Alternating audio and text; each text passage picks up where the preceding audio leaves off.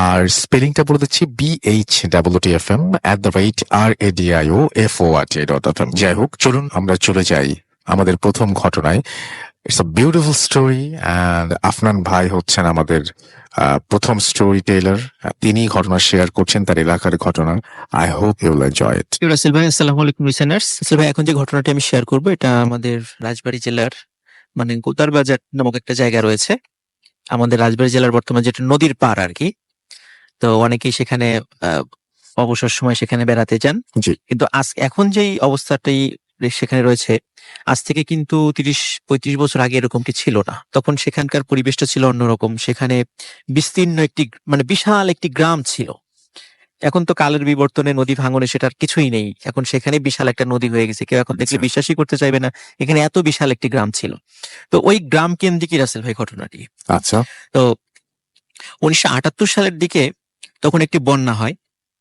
ওই বন্যার সময় ওইখানে যারা নদীতে গোসল করতো, তো স্রোতে যাতে ভেসে না যায়, যার কারণে স্থানীয় কিছু লোকজন ছোট ছোট খুঁটি গেড়ে রেখেছিল। তো তারা কি করতো, ওই খুঁটি ধরে গোসল করতো যাতে কখনো স্রোতে চলে না যায়। বাহ, বেশ মজার। তো এইভাবে তারা গোসল করতো ওখানে। তো স্থানীয় একটা যুবক, নাম তার ছিল হচ্ছে বিল্লাল। তো উনি ওই একদিন দুপুরবেলা ওই খুঁটি ধরে গোসল করছিলেন। তো হঠাৎ গোসল করতে করতে হঠাৎ তার মনে হলো কিছু একটা জিনিস তার দু পা জড়িয়ে ধরেছে। তখন ওনার ফিল হলো যে এটা কোনো লতা পাতা কিনা, বা কিন্তু লতা পাতার মনে হচ্ছিল না, মনে হচ্ছে কোনো মানুষের হাত হবে। তো উনি একটু সাহসী ছিলেন, উনি সাহস করে ডুব দিলেন। আচ্ছা। ডুব দিয়ে দেখতে গেলে আসলে কি, এবং পা থেকে ওই জিনিসটা ছাড়ানোর চেষ্টা করলেন। তো উনি ডুব দিয়ে রাসেল ভাই দেখলেন যে একটি বাচ্চা ছেলে, এবং বাচ্চা ছেলেটির সারা শরীরে এবং মুখে বড় বড় ধরনের টিউমারের মতো হয়ে গেছে। পানির নিচে ডুব দিয়েই দেখতে পেলেন বাচ্চা ছেলে। ডুব দিয়ে দেখতে পেলেন। এবং আরো একটা ভয়ঙ্কর ব্যাপার রাসেল ভাই, ওই বাচ্চা ছেলেটি তাকে বলছে যে আমাকে বাঁচান এবং আপনারাও বাঁচো, এই কথাটা বলছে। তখন উনি তো চিন্তা করলেন যে সর্বনাশ, পানির নিচে তো মানুষ কথা বলতে পারে, নির্ঘাত একটা ভয়ঙ্কর কিছুর কবলে আমি পড়েছি। তো উনি সাথে সাথে চিৎকার লাফ দিয়ে উপরে উঠে ভূত ভূত আমাকে খেয়ে ফেললো, এই সমস্ত কথা বলে তাড়াতাড়ি করে উপরে উঠে গেলেন। এবার যেটা মানুষ বলে আর কি, স্বাভাবিক আর কি, সবাই বলে নিজের নিচে আমাকে এইভাবে একটা কিছু এরকম ধরেছিল। তো ওই ভয়ে তখন আর কেউ পানিতে নামে না, যে নামলেই এই যে এরকম কিছু একটা ঘটতে পারে। তখন পানিতে সবাই নামা বন্ধ করে দিল। কিন্তু রাসেল ভাই, এই ঘটনা ঘটার মোটামুটি 5-6 ঘন্টা পর এলাকাবাসী খেয়াল করলেন যে একটা ছোট বাচ্চাকে খুঁজে পাওয়া যাচ্ছে না। তো বাচ্চা ছেলেকে খুঁজে, ওইটা আবার ছিল স্থানীয় মেম্বারের ছেলে। তো তখন বাচ্চা ছেলেকে যখন খুঁজে পাওয়া যাচ্ছিল না, সবাই বলছে যে সে হারিয়ে গেছে, সব অনেক খোঁজাখুঁজি করছে। কিন্তু ওই বিল্লাল যখন ওই বাচ্চা ছেলেটির নাম জানলো, তখন বিল্লাল বলল যে আমি পানির নিচে যে ছেলেটাকে দেখেছি তার সাথে ওই ছেলেটার চেহারার মিল রয়েছে। ও মাই গড! তখন আচ্ছা, এই ঘটনাটি যখন সেটা বলে, তখন বলে যে তাহলে পানির নিচে ওই বাচ্চা ছেলেটি কথা বললো কিভাবে? তার ওর সাথে ভয়ঙ্কর কোন একটা ঘটনা ঘটেছে। তখন কি ঘটনা ঘটতে পারে, সবাই এরকম আলোচনা করা শুরু করলো। সবাই অনেক লাশ খোঁজার চেষ্টা করলো, লাশ কিছুতেই খুঁজে পাওয়া যাচ্ছিল না। তো একটা বাচ্চা ছেলে বলেছিল যে ও একটি ছোট্ট ভেলায় খেলা করছিল, কিন্তু ও যেই জায়গাটাতে ছিল সেই জায়গাতে কোনো স্রোত ছিল না। কিন্তু হঠাৎ করে মনে হলো যে কে যেন ভেলাটি উল্টিয়ে ফেলে দিল। কোনো স্রোত নাই, কিছু নাই, কিন্তু ভেলাটি উল্টে ফেলে দিল এবং ওই ছেলেটা নিচে পড়ে গেল। ওই ছোট ছেলেটা নদীর পাড়ের এলাকার লোক হওয়ার কারণে খুব ভালো সাঁতার জানতো, বাচ্চা হলেও। কিন্তু ওই বাচ্চা ছেলেটি দেখলো কিছু যেন মনে হলো ওকে টান দিয়ে পানির নিচে নিয়ে গেল। তারপরে ওকে আর দেখে নাই। ওই বাচ্চা ছেলেটি ভুলেই গেছিল আর কি, সে অন্যদিকে চলে গেছে। মনে করছে হয়তো বা সে পরে কোনো, সে যেহেতু সাঁতার ভালো জানে, ডুব সাঁতার দিত, তো মনে করেছে যে হয়তো বা সে এরকম খেলা করছে। এই কারণে সে অন্য কোনো ব্যক্তিকে আর তেমন কিছু বলেনি। কিন্তু পরে ওই বাচ্চা ছেলে যখন জানো তাকে খুঁজে পাওয়া যাচ্ছে না, তখন ওর কাছ থেকে এই সত্য ঘটনাটা বের হয়। রাসেল ভাই, বিষয়টা হলো যে যখন আর একটা অদ্ভুত ব্যাপার, যে ওখানে যেই নদীতে ওরা গোসল করতো, ওটা আসলে মেইন নদী না, ওটা একটা খুব ছোট্ট একটা বলতে পারি যে একটা নালার মতো, নালা আর কি। তো সেটা হঠাৎ করেই মাত্র কয়েকদিনের ব্যবধানে সেখানকার পানি নেমে যায়, অথচ চতুর্দিকে বর্ষাকাল। ওখানে পানি নেমে যাওয়ার কথা নয়। যখন পানিটা রাসেল ভাই নেমে যায় তখন দেখে একটা জায়গায় মানে বালি ঢিবির মতো হয়ে আছে, এবং ওই ঢিবির উপর দিকে দুটা পায়ের উপর মনে হচ্ছে যে কোনো একটা ব্যক্তিকে মাথা নিচের দিকে দিয়ে হুম, মানে গেড়ে রাখা হয়েছে। তখন সবাই মানে বলে যে এই যে পাটা মানুষের, তাহলে এটা কার হতে আচ্ছা। পারে? একটা বাচ্চাকে হারিয়ে গেছে কয়েকদিন আগে, তাহলে ওরই হবে। দ্রুত ওইখান থেকে বালি সরানো হয় রাসেল ভাই, তারপর ওখানে যে বের করা হয়, রাস্তা একদম বিভৎস হয়ে গেছিল এবং ওর সমগ্র শরীরে এই টিউমারের মতো হয়ে গেছিল, মনে হচ্ছে একটা বড় ধরনের কোনো স্কিন ডিজিজ হয়েছে আর কি, হুম, এরকম হয়ে গেছিল। তখন এলাকায় শোকের ছায়া নেমে আসে এবং সেই সাথে সাথে একটা বিষয় মানে সবার মনের ভিতরে একটা আতঙ্ক সৃষ্টি হয় যে কি এমন ঘটনা ঘটলো যে ওইভাবে পড়ে গেল, মারা গেল। তো ভালো সাঁতার জানতো, যেখানে সে পড়ে গেছে সেখানে স্রোতও ছিল না, আর ও এইভাবে মাটি মানে একদম নিচে, ও মানে মাথাটা একদম নিচের দিকে, কে ওইভাবে এভাবে ওকে হত্যা করলো? এইভাবে সবার মনের ভিতরে একটা ভয় সৃষ্টি হয়। এই ঘটনার আসল ভাই এই সপ্তাহখানিক মোটামুটি ভালোই ছিল। সপ্তাহখানিক পর থেকে অদ্ভুত কিছু ঘটনা ঘটা শুরু করে ওই এলাকায়, যে সকালবেলা হঠাৎ করে কিছু কিছু ব্যক্তির লাশ পাওয়া যায় এবং এই লাশগুলোর সমগ্র শরীর রাসেল ভাই মানে ওই যে টিউমারের মতো হয়ে জায়গা টিউমারের মতো হয়ে হুম, গেছে, মানে মুখে, হাতে, পায়ে, সমস্ত শরীরে, মানে এমন বিভৎস অবস্থা যে মানে চেনাই যায় না এমন অবস্থা। অথচ সে রাত্রেও সুস্থ ছিল। কি এমন ঘটনা ঘটলো যে সে রাতারাতি তার এই ডিজিজটা হলো এবং সকালে সে মারা গেল?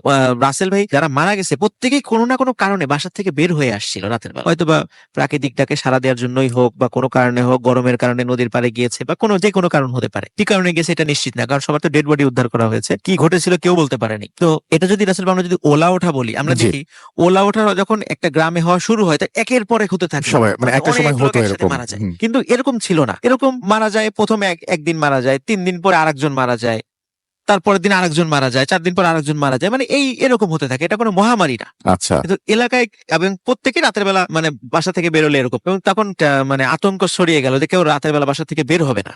কিন্তু রাসেল ভাই এটা তো কোনো সমাধান নয় যে আসলে কি ঘটনা ঘটছে, এটা তো আমাদের জানাতো। তো স্থানীয় একজন ইমাম সাহেব ছিলেন ওই সময়, হুম, তো হুম, ওনার কাছে যখন বিষয়টা শরণাপন্ন হলেন, উনি এই বিষয়টা মানে প্রাথমিকভাবে চিন্তা করেন এটা কোনো জিন টিন জাতীয় কোনো কিছু হতে পারে বা এই টাইপের কিছু হতে পারে, অনেক ব্যাখ্যা দিলেন, কিন্তু তারপরেও বললেন যে তার উস্তাদের সাথে উনি এই বিষয়টা পরামর্শ করবেন, দেখা যাক উনি এই বিষয়ে কি প্রতিকার দেন, উনি এই বিষয়ে মানে একটু পরামর্শ নিয়ে আসবেন। তখন উনি তার উস্তাদের কাছে গেলেন এবং তার কাছ থেকে কিছু পরামর্শ নিয়ে আসলেন। তারপরে উনি গ্রামে ফিরে এসে গ্রামের যুবকদেরকে বললেন যে তোমরা সবাই নদীর মানে পূর্ব দিকে পাহারা বসাও, তোমরা সবাই দেখবা যে রাতের বেলা এই দিক দিয়ে কে আসে, যেই আসুক সাথে সাথে আমাকে খবর দিবা। হুম, হুম, তো বেশ কয়েকদিন কাউকে দেখা যায় না, এরকম সবাই মোটামুটি মানে একটু হতাশ হয়ে গেল যে সারা রাতের ধারে বসে থাকা, কে আসে না আসে, অনেকেই তো আসে, নৌকায় আচ্ছা। চলে আসে, এরকম মানে অদ্ভুত টাইপের তো কিছু তারা দেখছে না, কোনো মানে হুম, হুম, ভুতুরে কিছু না। আর আসলে যে কয়দিন তারা পাহারা বসেছিল এই কয়দিনের মধ্যে আবার কেউ মারা যায়। আচ্ছা। তো এরকম মানে ওরাও খুব বিরক্ত হয়ে গেছিল, টানা কয়েকদিন এইভাবে নদীর ধারে বসে থাকা, কিছুই দেখে না, ওইরকম হুম, হুম, হুম, অদ্ভুত কিছু হয় না। হুম, হুম, তো একদিন রাসেল ভাই প্রায় তাদের বর্ণনা অনুযায়ী প্রায় রাত 2টোর দিকে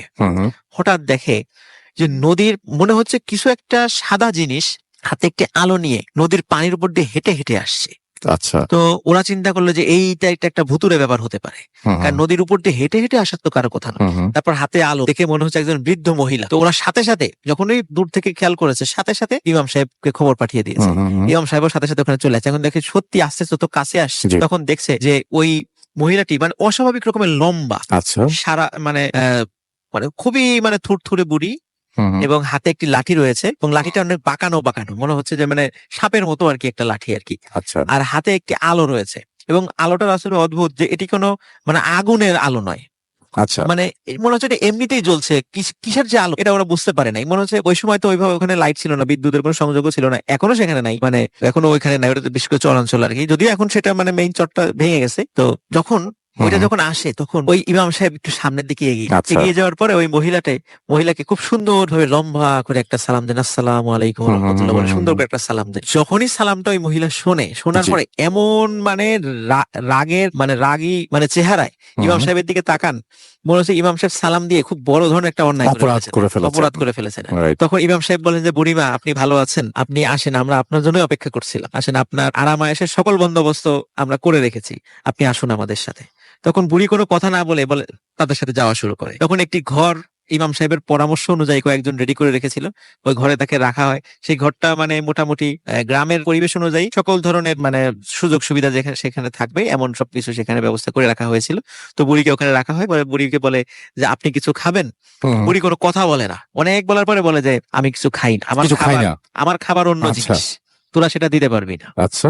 তখন বলে তারপরেও যদি আপনার কিছু লাগে বাইরে আমাদের লোক আছে, বলবেন, কোনো চিন্তা করবেন, এই বলে ইমাম সাহেব চলে যায়। তো এই বাইরে যারা লোক আছে তারা সবাই খুব ভীত, যে এরকম নদীর উপর দিয়ে একটা হেঁটে আসছে, এরকম অদ্ভুত চেহারার, বিভৎস চেহারার একটা মানুষ, অস্বাভাবিক রকমের লম্বা একজন মহিলা, মানে সবাই খুব ভীত যে কি হয় না হয়। কিন্তু ইমাম সাহেব কেন তার সাথে এত সুন্দর ব্যবহার করছেন, এই বিষয়ের কিন্তু কোনো ব্যাখ্যা তাদের কাছে ছিল না। আচ্ছা। তো রাত মানে ঘন্টাখানেক পরে, ভোর হওয়ার কিছুক্ষণ আগেই ওই মহিলাটি আর্তনাদ করে চিৎকার শুরু করে যে ওরে বাবারে, মারে মরে গেলাম, এভাবে চিৎকার চেঁচামেচি শুরু করে। আর তখন ওই ইমাম সাহেবকে বলা ছিল যে ওই মহিলা যদি ওনার সাথে যদি কোনো ঘটনা ঘটে, সাথে সাথে যেন তাকে আবার জানায়।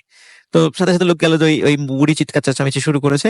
ইমাম সাহেব তখন সেখানে গেলেন এবং সবাইকে নিয়ে গেলেন। তখন দেখলেন আসলে ভাই ওই বুড়ির সমস্ত শরীরে ওই যে টিউমারের মতো স্কিন ডিজিজ হয়ে গেছে এবং ওই যন্ত্রণা এসে ছটফট করছে। তখন বলে আমাকে ছেড়ে দে, আমাকে ছেড়ে দে, আমাকে ভোর হওয়ার আগেই যেতে হবে, আমাকে ছেড়ে দে। হ্যাঁ, তখন ইমাম সাহেব বলে যে তুই কেন এই গ্রামের লোকদেরকে হত্যা করছিস সেভাবে? বলে এটাই আমার কাজ, আমি এভাবেই হত্যা করি। তো বলে যে তোরা আমাকে সালাম দিয়ে আটকে ফেলেছিস, তুই যখন আমাকে সালাম দিয়েছিস তখন তুই যেটা বলবি আমাকে সেটাই করতে হতো, কিন্তু আমাকে ভোর হওয়ার আগেই এই রোগটা কারো না কারোর মধ্যে ছড়িয়ে দিতে হতো। যদি আমি ছড়িয়ে দিতে না পারি তাহলে এটা আমার শরীরে চলে আসবে, এবং সত্যি তাই, আমি ছড়িয়ে দিতে পারি না, এটা আমার শরীরে চলে আসছে। এখন দ্রুত আমাকে ছেড়ে দে, আমাকে যদি তোরা কোনো ক্ষতি করিস তাহলে আমার মধ্যে এরকম অসংখ্য আছে যা তোদের গ্রামে একবারে অ্যাটাক। তখন ইমাম সাহেব বলে যে হ্যাঁ ছেড়ে দিতে পারি, একটা শর্ত, যে তুই চলে যাবি আর কখনো এই গ্রামে আসবি না। তো বুড়ি বলে যায় আমি যদি ভোরের আগে যদি না যেতে পারি তাহলে মারা যাবো। তো যার কারণে অবশ্যই সে সেটা শর্তটা মেনে নেয় এবং বলে আর কখনো এই গ্রামের লোকদেরকে কোনো ক্ষতি করবি না। তখন সত্যি রাসেল ভাই যখন এই শর্তটা সে মেনে নেয়, অদ্ভুত ভাবে বুড়ির শরীরের সমস্ত শরীরের ওই টিউমার গুলো মিলিয়ে যেতে থাকে এবং চোখের সামনে এবং ওখানে ওই যারা ওই দৃশ্যগুলো দেখেছে এখনো ওই ঘটনার মানে জীবন্ত সাক্ষী এখনো কিছু রয়ে গেছে এলাকায়। পরে বুড়িকে ওই নদীর পার পর্যন্ত এগিয়ে দিয়ে আসে।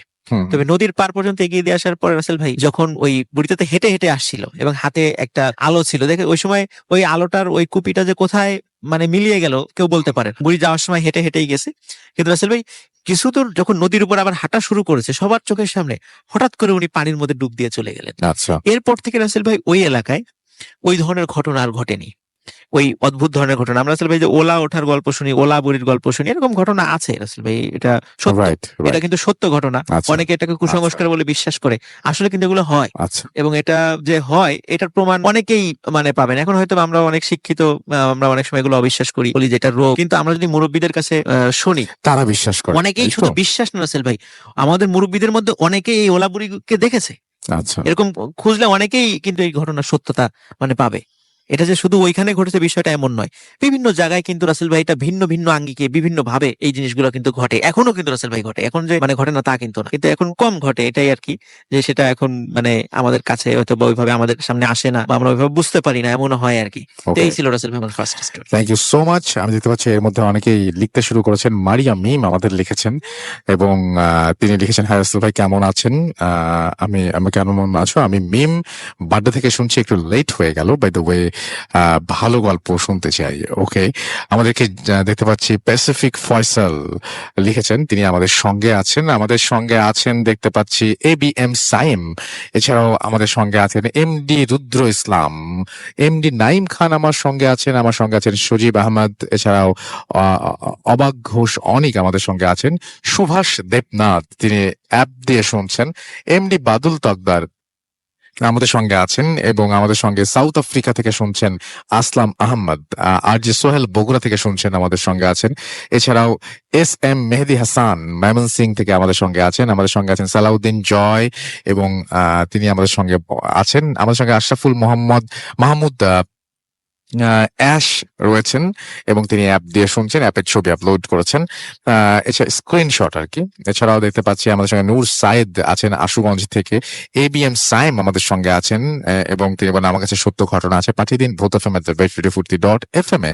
আমাদের সঙ্গে এটি মুন্না আহমেদ লিখেছেন যে বাবু ভাই থাকা মানে এপিসোডটা সেই রকম হওয়া, we hope so.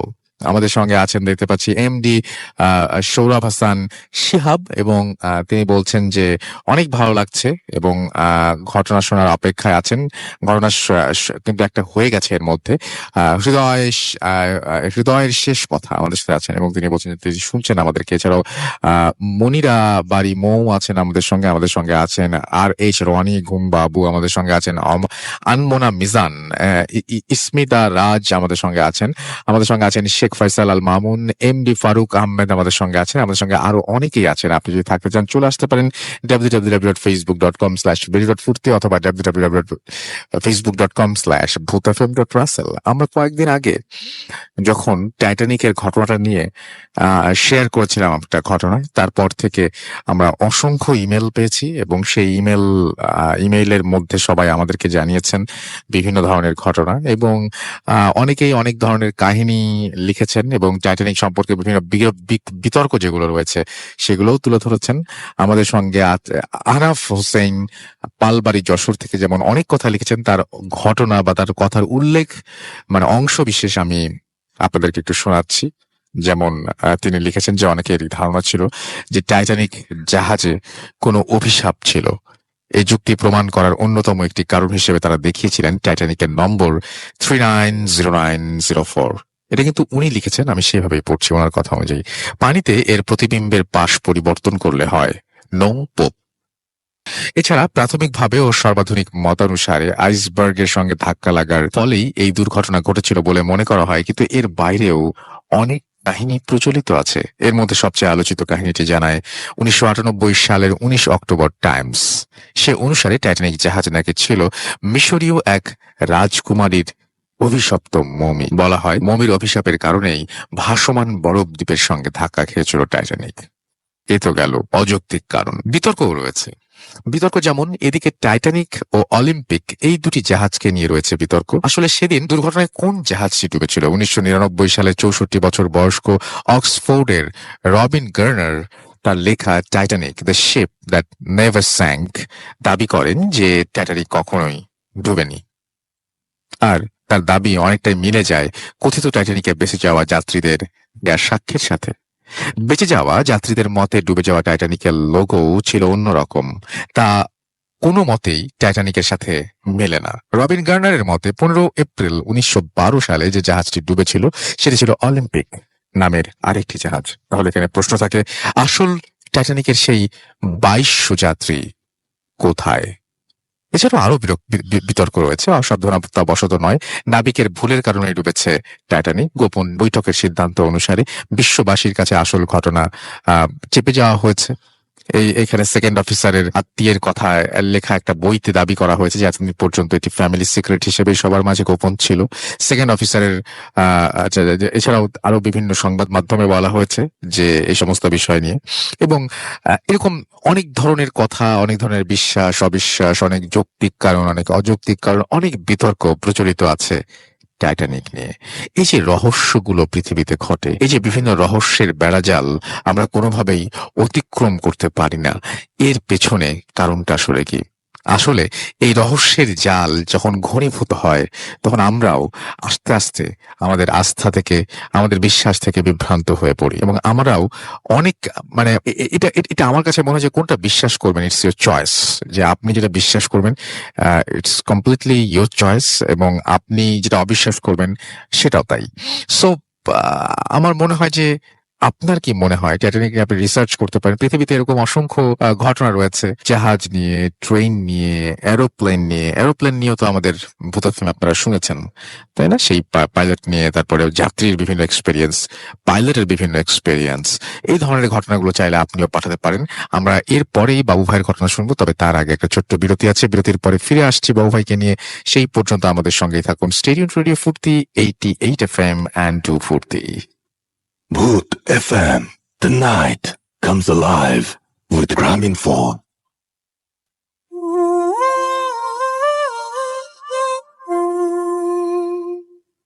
Welcome back. The night comes alive with Graminphone. যেমন কথা তেমন কাজ, কোনো কথা হবে না, চলে যাবো বাবু ভাইয়ের কাছে সেকেন্ড স্টোরিতে। এবং বাবু ভাই দেখি আজকে কি ঘটনা নিয়ে এসছেন। থ্যাংক ইউ রাসেল ভাই। আজকে যে স্টোরিটা নিয়ে এসছে এটা ইংল্যান্ডের একটা কাহিনী, ইংল্যান্ডের একটা গ্রেভইয়ার্ডের কাহিনী। এটা আমার কাছে শেয়ার করেছে নিউ ইয়র্ক থেকে আনন্দ।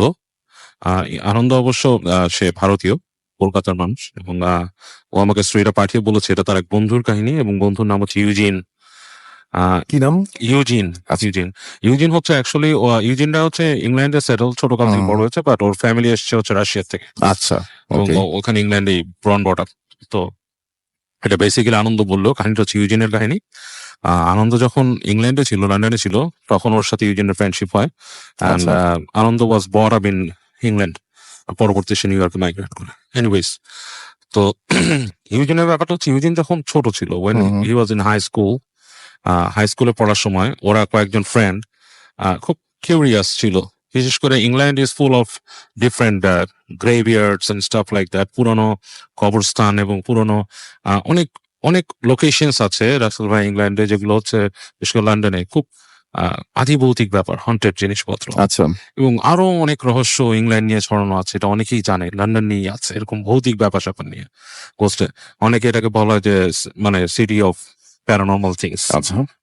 এনিওয়েজ, সো ইউজিনের ভিতরে খুব বেশি কিউরিয়াসিটি ছিল। তোরা কয়েকটা ফ্রেন্ড মিলে এরকম চিন্তা করে যে ওদের ওখানে একটা হাইগেট সেমিট্রি নামে একটা সেমিট্রি ছিল। আচ্ছা। হাইগেট কবরস্থান ছিল একটা। অবস্থান ছিল, Right. but এখনো আছে, মানে ছিল হুম, মানে এখনো আছে। ওই হাইগেট সেমিট্রিতে আমি সঠিক লোকেশনটা জানি না, বাট নামটা আমার মনে আছে, হাইগেট খ্রিস্টান খ্রিস্টান সেমিট্রি, রাইট। এবং এটা নাকি খুব ঐতিহাসিক এবং অনেক কবর এখানে আছে।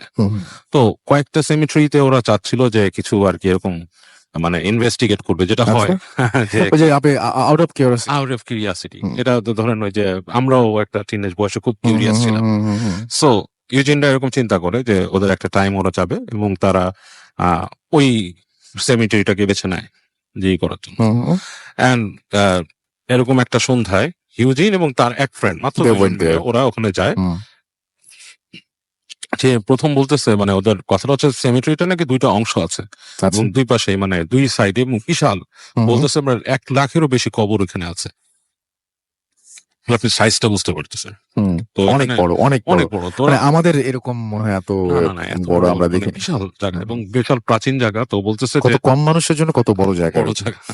তো বলতেছে যে এই জায়গাটার ভেতরে যে ওরা কনফিউজড হয়ে যায় ফার্স্টে, যেই প্রথমে তো ওগুলো রেস্ট্রিক্টেড জায়গা, প্রথমেই সন্ধ্যার পর মানুষকে সাধারণত সব জায়গায় যেতে দেয় না এবং পুলিশ রেস্ট্রিক্ট করে Right. Staff like that. তো যখন যায় তখন চিন্তা করে যে এখানে কিভাবে ঢুকবো, অনেকে চিন্তা করে ওরা ঢুকে। তো ঢোকার পরই বলে যেটা যে গা ছমছম করা একটা পরিবেশ ওইখানে, কিন্তু বিভিন্ন আর কি আপনার বড় বড় দেয়াল আছে, ক্রিপ্ট আছে, আরো অনেক পুরানো স্থাপন আছে কবরস্থানের ভিতরে। রাইট। সো সবগুলো দেখে ওরা একটু কনফিউজড হয়ে যায় যে কি করবে, কোথায় যাবে। তো হাঁটতেছে দুই ফ্রেন্ড, প্রথম দিকে ভয়ের তেমন কিছু না, একটু রহস্যজনক লাগছে রাতের বেলা, এবং বলতেছে যে আকাশে চাঁদ উঠছিল এবং ঈশের বর্ণনা, আনন্দের বর্ণনা আরো সুন্দর ছিল, বইয়ের মতো করে বলে লিখছে সে জিনিসটা।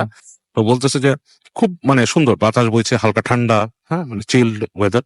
তো হাঁটতে হাঁটতে একসময় ওদের মধ্যে ভয় ব্যাপারটার থেকে একটু অ্যাডভেঞ্চার টাইপের চলে আসা। আচ্ছা। ইউজেনের যে ফ্রেন্ড ছিল সে ইউজেনকে বলে যে ইউনো ওয়ান, তুমি একটা কাজ করতে পারো, তুমি তো অনেক সাহসী, তুমি আর আমি দুইজন আসছি, অ্যান্ড আমরা এখানে লুকোচুরি খেলি, পিকাবু খেলি, অ্যান্ড দেখি এটা কেমন। হ্যাঁ, খুঁজে বের করবো, প্যারামিটার বেশি না, এতটুকু প্যারামিটারের মধ্যে এরকম দেখা। তো ও বলতেছে যে লুকানোর ব্যাপার হচ্ছে তুমি টুমস্টোনের পিছনে লুকাতে পারো, ক্রিপ্টের মধ্যে ঢুকতে পারো ইফ ইউ ওয়ান্ট। ক্রিপ্ট জিনিসটা একটু বর্ণনা করে দিই, অনেকে হয়তো বোঝে না। হ্যাঁ, ক্রিপ্ট হচ্ছে একটা ছোট ঘরের মতো থাকে, যেমন অনেকগুলো কবর হচ্ছে যে মাটির নিচেই কবর দেওয়া হয়, স্ল্যাব সরিয়ে কফিন ঢুকিয়ে দেওয়া হয়, তারপরে বক্সের মতন। হ্যাঁ, আর ক্রিপ্টটা হচ্ছে একটা ছোট ঘরের মতো, সেটার উপর একটা বেদি থাকে, সে বেদির উপরে কফিনটা বসিয়ে পাথরের ইটা বা দরজাটা লাগিয়ে দেওয়া হয়, সেটার মাটিতে। এটা মনে হয় অনেকে মুভিতে দেখেছেন আমার মনে হয়। অনেকে হয়তো মুভিতে দেখেছেন, অনেকে হয়তো এটা জানেন না, এর জন্য আমি। আর টুমটাও একটু বলে দেন তাহলে। হ্যাঁ, সেটাই। টুম হচ্ছে জাস্ট আমাদের যে কনভেনশনাল কবর, যেটা মাটির নিচে কফিনটা দিয়ে ওরা রেখে দেয়, উপরে সামনে খ্রিস্টানদের একটা ক্রস থাকে। এই হচ্ছে ডিফারেন্স। দুটো। তো ওকে বলে যে তুমি যে কোনোটার মধ্যে লুকাতে পারো। তো ওরা খুব রাজি হয়ে যায়, দুইজনে খুব ইন্টারেস্টেড ফিল। আচ্ছা, লুকোচুরি খেলাটা হবে এইভাবে। আমি ভেবেছিলাম কবরস্থানে গাছ টাছ বা এরকম কোনো কিছু হবে না, কিন্তু ওরা। হ্যাঁ, আচ্ছা। এবং তারা মনে করে এটা তাদের একটা মানে ফান প্লাস যদি কিছু এরকম পায় তারা, এরকম একটা কিছু। সো এনিওয়েজ, তো প্রথম ইটাই পড়ে হচ্ছে আপনার ইউজিনের ফ্রেন্ড, ওরা দুজন একটা টস করে, টসের মধ্যে ইউজিনের ফ্রেন্ড যে আছে সে লুকাবে, ইউজিন খুঁজবে। এটা হচ্ছে প্রথম টার্ন, প্রথম খেলা শুরু হয়ে যায়। তো ইউজিন দাঁড়ায় এক জায়গায়, যে আপনার চোখ বন্ধ করে সে গুনে, তার হচ্ছে যে 20 পর্যন্ত গুনবে। তো ব্যাপারটা হচ্ছে ছোটকালে কিন্তু আমরা এটা খেলতাম, আমরা অনেকেই মানে যখন আমরা এমনটা বয়সে ছিলাম যে ছেলে মেয়ে সবাই একসাথে ঘোরাফেরা করতাম, বয়স যখন 8-10 বছর বয়স, তখন কিন্তু একটা খেলার মধ্যে একটা চিটিং টেন্ডেন্সি ছিল, দেখা কোথায় পলাচ্ছে। এখন কিন্তু সেরকম নাই। If you can recall those days, তখন কিন্তু দেখা যেত রাসেল ভাই বিদ্যুৎ চলে গেলে ঢাকা শহরে এই খেলাটা হতো প্রায়। আমার মনে আছে, মানে মনে আছে, এবং হুম। মানে ইলেকট্রিসিটি যাওয়ার সময় সঙ্গে চিৎকার, এবং চিৎকার। তারপর দেখলাম যে হইচই শুরু সবাই হয়ে গেছে খেলা শুরু চারপাশে। করতো, right? হ্যাঁ। তো ওরকম একটা ব্যাপার। বাট সামহাও ওই দেশগুলোতে মানে ফরেন কান্ট্রিতে এই চিটিং এর ব্যাপারটা খুবই কম। ওদেরকে যদি বলেন যে you have to close your eyes and count, তারা কিন্তু হাত দিয়েও ধরবে না, চোখ এমনি বন্ধ করে কাউন্ট করবে and সেটাই। সেটাই। এনিওয়েজ, এটা বোঝালাম এই কারণে যে মানে ওই ইউজিনের ভেতরে চুরির প্রবণতাটা ছিল না। না, what they say it's From from the the heart, heart, right. একদম সেটাই। So- আমার মনে হয় যে ও চোখ বন্ধ করে ও গুনতে থাকে, and ওর ফ্রেন্ড হারিয়ে যায়। হঠাৎ করে চোখ খুলে দেখে না, তো হারার আগে একটা জাস্ট একটা শীষ দেখে, হ্যাঁ, শীষ দিয়ে মানে বোঝায় যে আমি আছি আশেপাশে কোথাও। সো যেটা করে ও খুঁজতে থাকে রাসেল ভাই, এবং খুঁজতে থাকে, সে বিভিন্ন টুমের পিছনে যায়, এবং এক সময় দেখা যায় পুরো নিঃশব্দটা ওকে ঘিরে স্তব্ধ, ফেলেছে। ঘিরে ফেলছে। তখন কিন্তু আর কোনো শব্দ নাই, ও হালকা ক্রিকেটের শব্দ পাচ্ছে, মানে ঝিঝি পোকার ঝিঝি হালকা পোকা হালকা ডাকছে। শব্দ স্টাফ লাইক দ্যাট, কিন্তু কোনো শব্দ নেই। এবং তখন ওর মধ্যে হালকা হালকা ভয় বাঁধা শুরু করে রাসেল, মানে একটু ভয় পেতে থাকে সে, এবং একা তো পুরা কবরস্থানে, এবং দেখছে দেখছে দেখছে তো একটা ক্রিপ্টের সামনে যায়, ও পিছে ভেতরে একটু শব্দ পায়, টুক করে একটা শব্দ হচ্ছে, মনে হচ্ছে যে একটা পাথর বা কিছু পড়লো ভেতরে। তো ও কাছাকাছি যায়, ও মনে করে যে এটাই মনে হতে পারে। ও যে দরজাটা যেখানে আছে সেখানে কান পাতা, কান পাতালে ভিতরে এসে শুনতে পাচ্ছে যে কেমন শব্দ, খস খস খস খস খস খস, আবার হালকা একটা হাসির শব্দ পায়, মানে মনে হচ্ছে কিছু হাসলো। তো হাসিটা শুনে ও মনে করে যে এটাই ওর ফ্রেন্ড। তো কি করে, ক্রিপ্টের দরজাটাকে সে ধাক্কা দিয়ে সরায়। এটা খুব একটা ভারী ছিল না, বাট ঘড়ঘড় করে শব্দ করে খুলে। তো ব্যাপারটা হচ্ছে কি, ইউজিন কিন্তু এটা খেয়াল করে নাই যে এই যে ঘড়ঘড় করে দরজাটা খুললো, ওর ফ্রেন্ড যদি এটার ভিতরে লুকাতো সে কিন্তু শব্দটা পেত। রাইট, একদম। হ্যাঁ, ওই সময় কিন্তু তার মাথায় এটা কাজ করেনি। এবং নক করার কোনো শব্দ পেছিল নাকি? হ্যাঁ, না, নক করার কোনো শব্দ পায়নি। ও ভেতর থেকে শব্দ পাচ্ছে, হালকা হাসির শব্দ, মানে খড়খড় খড়খড় শব্দ। বাট সে কিন্তু মানে ওইটার তার রিকল করে নাই যে আমার ফ্রেন্ড যদি লুকাতো, এই দরজাটা সরাতো, দরজাটা খোলা থাকতো, বা ভিতর থেকে খুললে লাগার একটা শব্দ হতো, সে কিন্তু ওটাকে সরিয়ে ভেতরে ঢুকে যায়। ভেতরে ঢোকার পরে সে দেখে হালকা হালকা, মানে বোঝা যাচ্ছে একজন মানুষ আছে ভেতরে, মানে কেউ একজন আছে, ওই যে বেদিটার ওই পাশে, কফিনের ওই পাশে। তো তখন ভয় পায় কিছুটা, ভয় পেয়ে তখন সে বলে যে আর ইউ দেয়ার, বন্ধুর নামটা আমাকে বলেছিলাম, জাস্ট ভুলে গেছি বন্ধুর নামটা। তো বলে আর ইউ দেয়ার, হার্টবিট বাড়তে শুরু করেছে কিন্তু। আর ইউ দেয়ার, তো কোনো শব্দ নাই, হাসতেছে হাসতেছে। সো ও 2-3 সেকেন্ড পরে বলে গাছ ইউ, তোমাকে পেয়েছি আমি, হ্যাঁ, বলে সে ফট করে ফ্ল্যাশ লাইট বের করে মারে। মারার পর দেখে বন্ধুরা বসে আছে, মানে ওর বন্ধুরা বসে আছে। তো ও ওকে পেয়ে মানে মানে মনে হয় যে আমি কিছু পেয়েছি। ও বলে যে ওয়েল আই ফাইন্ড ইউ, তোমাকে আমি পেয়েছি, I found you, so now let's go, আমরা আর খেলবো না, চলো জায়গা। তো ফ্রেন্ডটা বলে কি নো, না ইটস মাই টার্ন, আমার টার্ন, তুমি লুকাও। তো ও বলে যে আমি লুকাবো না, চলো, আমার সময় নেই, ভালো লাগতেছে না আমার কাছে, চলো। তো ফ্রেন্ডটাকে যখন ও হাতটা ধরে, বন্ধুর হাতটা ধরে, হাতটা দেখে বেশ ঠান্ডা, লাইক কোল্ড, মানে যেটা নাকি হাত হওয়ার কথা না, সেরকম একটা টেম্পারেচার, বডি টেম্পারেচার। তো আমার নিজেরই গুজবাম হচ্ছে। তো ওর বন্ধু উঠে দাঁড়ায়, তারপর দুইজন বের হওয়ার পিছনে ওর বন্ধু বলতেছে ওকে, যখন দাঁড়ায়, যে বলে যে আমরা তো এখানে অন্য কাজে আসছিলাম, রাইট, আমরা কিছু প্যারানর্মাল জিনিস দেখতে আসছিলাম, হাউ কাম আমরা এই খেলাতে চলে গেলাম? তো চলো আমরা একটু ডিগ আউট করি, সামনে যাই, আরো দেখি কিছু। তো বলে কোথায়, বলে কি আমি শুনেছিলাম, ওর বন্ধু ওকে বলতেছে, যাকে খুঁজে পেল, ক্লোজ ফ্রেন্ডটা, যে আমি খবর পেয়েছিলাম এখান থেকে একটু সামনে গেলে একটা ডিচ আছে, ছোট গর্ত আছে, সেখানে বাচ্চাদের কবর দেওয়া হতো। ওই জায়গায় মানুষ প্রায় দেখে যে ছোট ছোট বাচ্চারা দৌড়াদৌড়ি করে। তো বলতেছে তুমি তো আমাকে আগে বলো না এই কথা, আমরা ঢুকছি না জেনে হাঁটা চলা করতেছি, তুমি আমাকে বলছে না ইলাস গো, আমরা ওইটা আমি তোমাকে দেখাই, আমি শুনছি। এবং ওর বন্ধু হাঁটা দেয়, ওর আগে আগে যাচ্ছে, ও ফলো করে যাচ্ছে, এবং দেখতেছে ওর বন্ধু বেশ প্রিসাইজ কোথায় যাচ্ছে ওর বন্ধুটা। বাট ও কিন্তু এতটা বুঝতে পারেনি, আসলে হাই স্কুলে পড়া কিড, ভিতরে অ্যাডভেঞ্চারাস মাইন্ড, ভয় পেয়েছে বেশ খানিকটা, কিন্তু বন্ধুর আচরণেও বেশ সে আপনার একটু স্টান হয়ে গেছে। তো ওর বন্ধু হাঁটতেছে, পিছে যাচ্ছে। তো ওর কাছে কেন জানি মনে হচ্ছে এই সময়টাতে যে আশেপাশে অনেক হুইসপারিং হচ্ছে, লাইক অনেক মানুষজন তাদেরকে দেখতেছে, এরকম একটা জিনিস। এবং ও যখন তাকায় আশেপাশে কিছু দেখতে পায় না, হ্যাঁ, এরকম একটা হুইসপারিং এসে, এবং আশেপাশে কিছু জায়গা দিয়ে গাছ আছে, বড় বড় জুনিপার গাছ, হ্যাঁ, বার্ড গাছ, এরকম। তো খুব ওর মধ্যে একটা ভয় দানা বেঁধে উঠতে থাকে। তো ওর ফ্রেন্ডকে একবার ডাকে, হেই স্টপ, আমরা না যাই ওখানে, উই ক্যান গো ব্যাক, অনেক দূর চলে আসছে আমরা, আর কত গভীরে যাও? বলে কি নো ডিচ একটু কাছেই, তুমি আসো, আমি শুনছি, আই হ্যাভ দ্য থিং, আমি নিউজ আছে, I have the news, let's go and find out. বলে ওকে নিয়ে যেতে থাকে। এবং যেতে যেতে একটা পর্যায়ে ও যে দেখে যে একটা জায়গা বেশ একটু ঢাল হয়ে গেছে নিচে, যেমন জিনিসটা অনেকটা এরকম, আমাদের যদি আপনারা ওই যে চারুকলাতে গেলে একটা কিন্তু বড় ঢাল আছে পুকুরের মতো নিচে, হুম ওরকম একটা ঢাল টাইপের। হ্যাঁ, বা আমাদের চিড়িয়াখানাতে, ঢাকা চিড়িয়াখানাতেও কিন্তু একটা ঢাল আছে বেশ রাইট নিচে, রাইট ওরকম ঠিক ওরকম একটা জায়গা। এবং ওইখানে কিছু ছোট ছোট মানে আপনার টুম আছে, দূরে দেখা যাচ্ছে।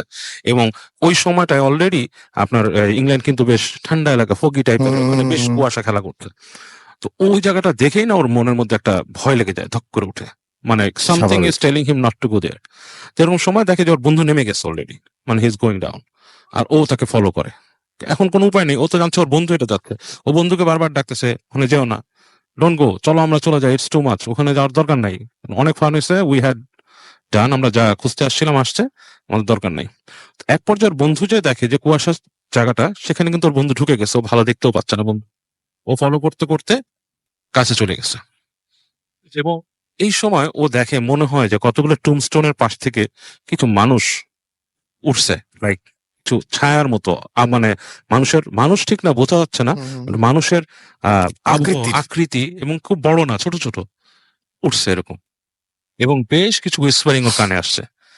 এই সময় পেছন থেকে দেখে ওকে ইউজিন বলে ডাকতেছে কেউ, খুব জোরে জোরে জোরে ডাকতেছে পিছনে। আচ্ছা তখন ও ফিরে তাকায়, ও দূর থেকে দেখে যে ওর ফ্রেন্ডটা পেছন থেকে দৌড় দিয়ে আসতেছে ওর সাথে, ওর দিকে দৌড় দিয়ে আসতেছে। আচ্ছা আচ্ছা এবং ওর সামনের দিকে তাকায়, দেখে কিচ্ছু নাই, তার মানে অন্য একজন যাকে দেখেছিল সে আসলে অন্য হ্যাঁ। কেউ ছিল। অন্য কেউ ছিল, তাকে নিয়ে যাচ্ছিল কোথাও। ও এবং ওর ফ্রেন্ড দৌড় দিয়ে আসে, দেখে ওকে বলে যে তোমার কি হয়েছে? ও তো খুব ভয় পেয়ে যায়, বন্ধুকে জড়ায় ধরে, বলে যে আমি মনে করছি তুমি আমাকে নিয়ে গেছো লিড করে এসে। বন্ধু বলে নো, আমি লুকায় ছিলাম, আমি বুঝতে পারিনি, অনেকক্ষণ পরে আমি তোমার শব্দ পাইছি, তুমি যাচ্ছ, এবং তোমাকে ফলো করতেছিলাম, তুমি একা একা হেঁটে যাচ্ছিল, তা আমি তোমার সাথে মজা নেওয়ার চেষ্টা করছি অনেকক্ষণ, বাট সামহাও আমি দেখলাম যে তুমি আমার নাম ধরে ডাকতেছো সামনে, তখন আমার কাছে কনফিউশন লাগছে, এবং এখানে আস্তে আস্তে তোমাকে ফলো করে এরকম পাইছি, আমরা এখান থেকে চলে যাই।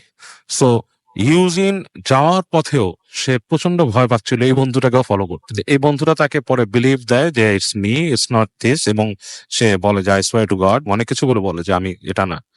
এবং ইউজিনের মতে যে ওই কবরস্থানটা খুবই একটা খারাপ জায়গা ছিল, এবং এরকম নাকি লন্ডনে বলছে যে যদি খবর নাও, প্রত্যেকটা কবরস্থানে বিভিন্ন বিভিন্ন হন্টেড প্লেস আছে, মানে এই ধরনের বহু ঘটনা মানুষ চাক্ষুষী করে, বলে যে এমন একটা জায়গা হচ্ছে লন্ডন যেখানে নাকি এই ধরনের মিস্ট্রি হতেই থাকে, মানুষ সবাই তাই, আমিও হ্যাঁ, অনেক শুনেছি এরকম লন্ডন সম্পর্কে। এবং আপনি যে ঘটনাটা বললেন, এটা তো জিন দিয়ে ঘটানো যেতে পারে, তাই না? অবশ্যই ইটস জিন, নাথিং বাট একদম। জিন। এরা এই যে অ্যাবান্ডেন কবরস্থান, কেউ যাচ্ছে না, ওদের থাকার জায়গায় তো ব্যারেন ল্যান্ড গুলোর মধ্যে, এবং আপনাদের প্রত্যেকের বাথরুমে, সেটাই, গভীর রাতে যদি বাথরুমে যায় কেউ, তাহলে মানে সেটাই, মানে আমি শুনেছি যে সবচেয়ে বেশি মানে আমাদের কাছাকাছি কোথাও যদি মানে অনেকে বলেন যে দেখার শখ, আপনার রুমের ভেতরেই আছে, রুমের ভেতরে বা বাথরুমে আপনি পেয়ে যেতে পারেন, এবং যে কোনো দিন, যে কোনো মুহূর্তে, যে কোনো সময় আলো আধারিতে অথবা লাইট জ্বালানো অবস্থায় দেখা হয়ে যেতে পারে। এটা কিন্তু রাসেল ভাই মানে আউট অফ নাথিং যে বোগাস একটা কাহিনী বলে দিলাম তা না। না, বাথরুমে না, যা না, আছে না। এটা ধর্মভাবে স্বীকৃত, আমাদের রিলিজনে, ক্রিশ্চিয়ানিটিতে সব জায়গায় বলা আছে যে those places are the best place for this demons. Right.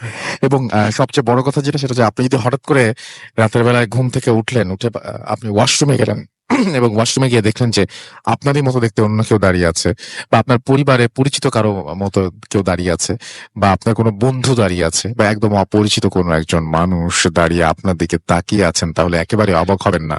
আয়নার ব্যাপারটা তো অনেকেই দেখছে, অনেকেই দেখেছেন আয়নার তো অনেকেই দেখেছেন। অনেকেই দেখছে আয়না। মানে আমার কাছে সবচেয়ে ভয়ঙ্কর লাগে আয়নার ব্যাপারটা যেটা, সেটা হচ্ছে আমি ওয়াশরুমে গেলাম, আয়নার দিকে তাকাচ্ছি, কিন্তু আয়নার মধ্যে কোনো ছায়া নেই। হ্যাঁ, এবং অনেকেও দেখছে যে সে যখন মুভ করে যায় আয়নাটা ঠিকই দাঁড়ায় আছে। ঠিকই দাঁড়ায় আছে। How can it be? আরো জিনিস দেখ, সেটা হচ্ছে যে আয়নার দিকে তাকিয়ে আছে, পেছনে আরেকজন তাকিয়ে পেছনে আছে। আরেকজন তাকিয়ে আছে। হ্যাঁ, তো এগুলো মোস্ট আয়নাতে অফ দ্য অনেকেই কেসেস, দেখছে। মোস্ট অফ দ্য কেসেস যেটা হয় সেটা হচ্ছে যে মানুষজন অনেকেই ভূতের ফিল্ম শোনার পর অনেকে বলেন যে রাতের বেলা আয়নার দিকে তাকাই না আমি। সিম্পলি অনেকে এটা ভয়ের ব্যাপার, কারণ এই হ্যাঁ। কাহিনীগুলো শোনার পর অনেকের মনে ভয় থেকে যায়, এবং এবং হ্যাঁ, সাবকনশিয়াস মাইন্ডেও অনেকে এই জিনিসটা দেখে, বাট ইন রিয়েল লাইফে অনেকে দেখেছে। একদম। এবং আরেকটা কাহিনী রাসেল ভাই অনেকের কাছে শুনি যে ঘুম থেকে ওঠার পর অনেকেই কিন্তু দেখেছে তার মুখের দিকে কেউ তাকায় আছে।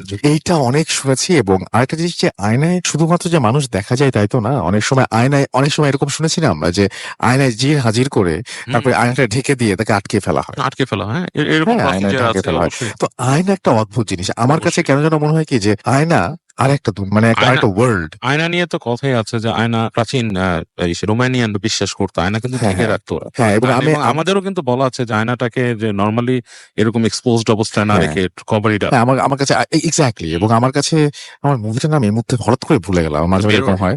না মিরর না, মানে ব্যাপারটা হচ্ছে এরকম, ঘটনাটা অনেকটা এরকম ধরনের যে আয়নার ভেতরে যে একটা জগৎ আছে সেই জগৎ নিয়ে ঘটনা, যে এরকম কিছু ফ্যান্টাসি হ্যাঁ, আর্টও আছে, হ্যাঁ, এগুলো দেখা যায় আয়নার ভেতর যে এক সময় দেখা যায় যে যে প্রোটাগনিস্ট হুম। সে দেখা যায় যে সেই আয়নার ওয়ার্ল্ডে চলে গেছে, চলে গেছে। এবং সে মনে করছে যে আসলে সে হচ্ছে এই জগতেই আছে, হুম। কিন্তু আসলে দেখা যায় যে সে হচ্ছে তার ট্রান্সফর্ম হয়ে গেছে, সে এক জগৎ থেকে আরেক জগতে সে ট্রাভেল করে চলে গেছে, এবং সেই জগৎ থেকে সে দেখছে আমাদের এই পৃথিবী হ্যাঁ, আয়নাটাকে একটা পোর্টাল হিসেবে একটা দেখায়। পোর্টাল হিসেবে দেখা ভ্যান যায়। হালসিং সিনেমার মধ্যেও দেখায় যে ট্রান্সলভেনিয়া থেকে ড্রাকুলার এসে যাওয়ার সময় হ্যাঁ, একটা হ্যাঁ, আয়নাকে হ্যাঁ, পোর্টাল হিসেবে তারা ইউজ একদম করে। একদম। তো হ্যাঁ। আয়না একটা অদ্ভুত রহস্যময় জিনিস, এবং আয়না নিয়ে কারো ঘটনা থাকলে সেটাও আমাদের সাথে শেয়ার করতে পারেন।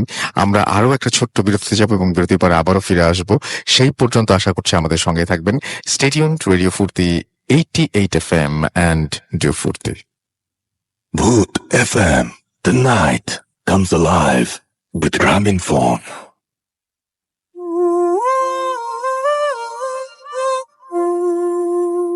Welcome back. আপনারা শুনছেন রেডিও ফুর্তি 88 FM, এবং আমি রাসেল আছির সাথে, আমার সাথে রয়েছে মাসুম ভাই, এবং এই মুহূর্তে স্টুডিওতে আছে ফারনান এবং বাবু ভাই। আমরা রেডিও ফুর্তির পেজে এই মুহূর্তে আমি দেখতে পাচ্ছি স্বপ্নময়ী বালক আমাকে লিখেছেন, এবং তিনি শুনছেন। তাবাসসুম ফারিয়া আমাকে বলছেন যে তিনি শুনতে চেষ্টা করছেন আর কি। আমাদেরকে দেখতে পাচ্ছি যে তিনি, আচ্ছা, আপনি অ্যাপ ডাউনলোড করতে পারেন, কিন্তু আপনি চলে যেতে পারেন, আপনি বলছেন যে আপনি শুনতে চান, আপনি আপনার গুগল প্লে স্টোরে, যদি আপনি অ্যান্ড্রয়েড ইউজার হন তাহলে সেখানে যেতে পারেন, আর যদি আপনি আইওএস হন তাহলে, অর্থাৎ আপনি যদি আইফোন ইউজ করেন তাহলে আপনি চলে যেতে পারেন অ্যাপ স্টোরে, এবং সেখানে গিয়ে জাস্ট রেডিও ফুর্তি টাইপ করলেই কিন্তু আপনি পেয়ে যাবেন রেডিও ফুর্তি অ্যাপ, এবং সেটা দিয়ে আপনি সরাসরি শুনতে পারবেন।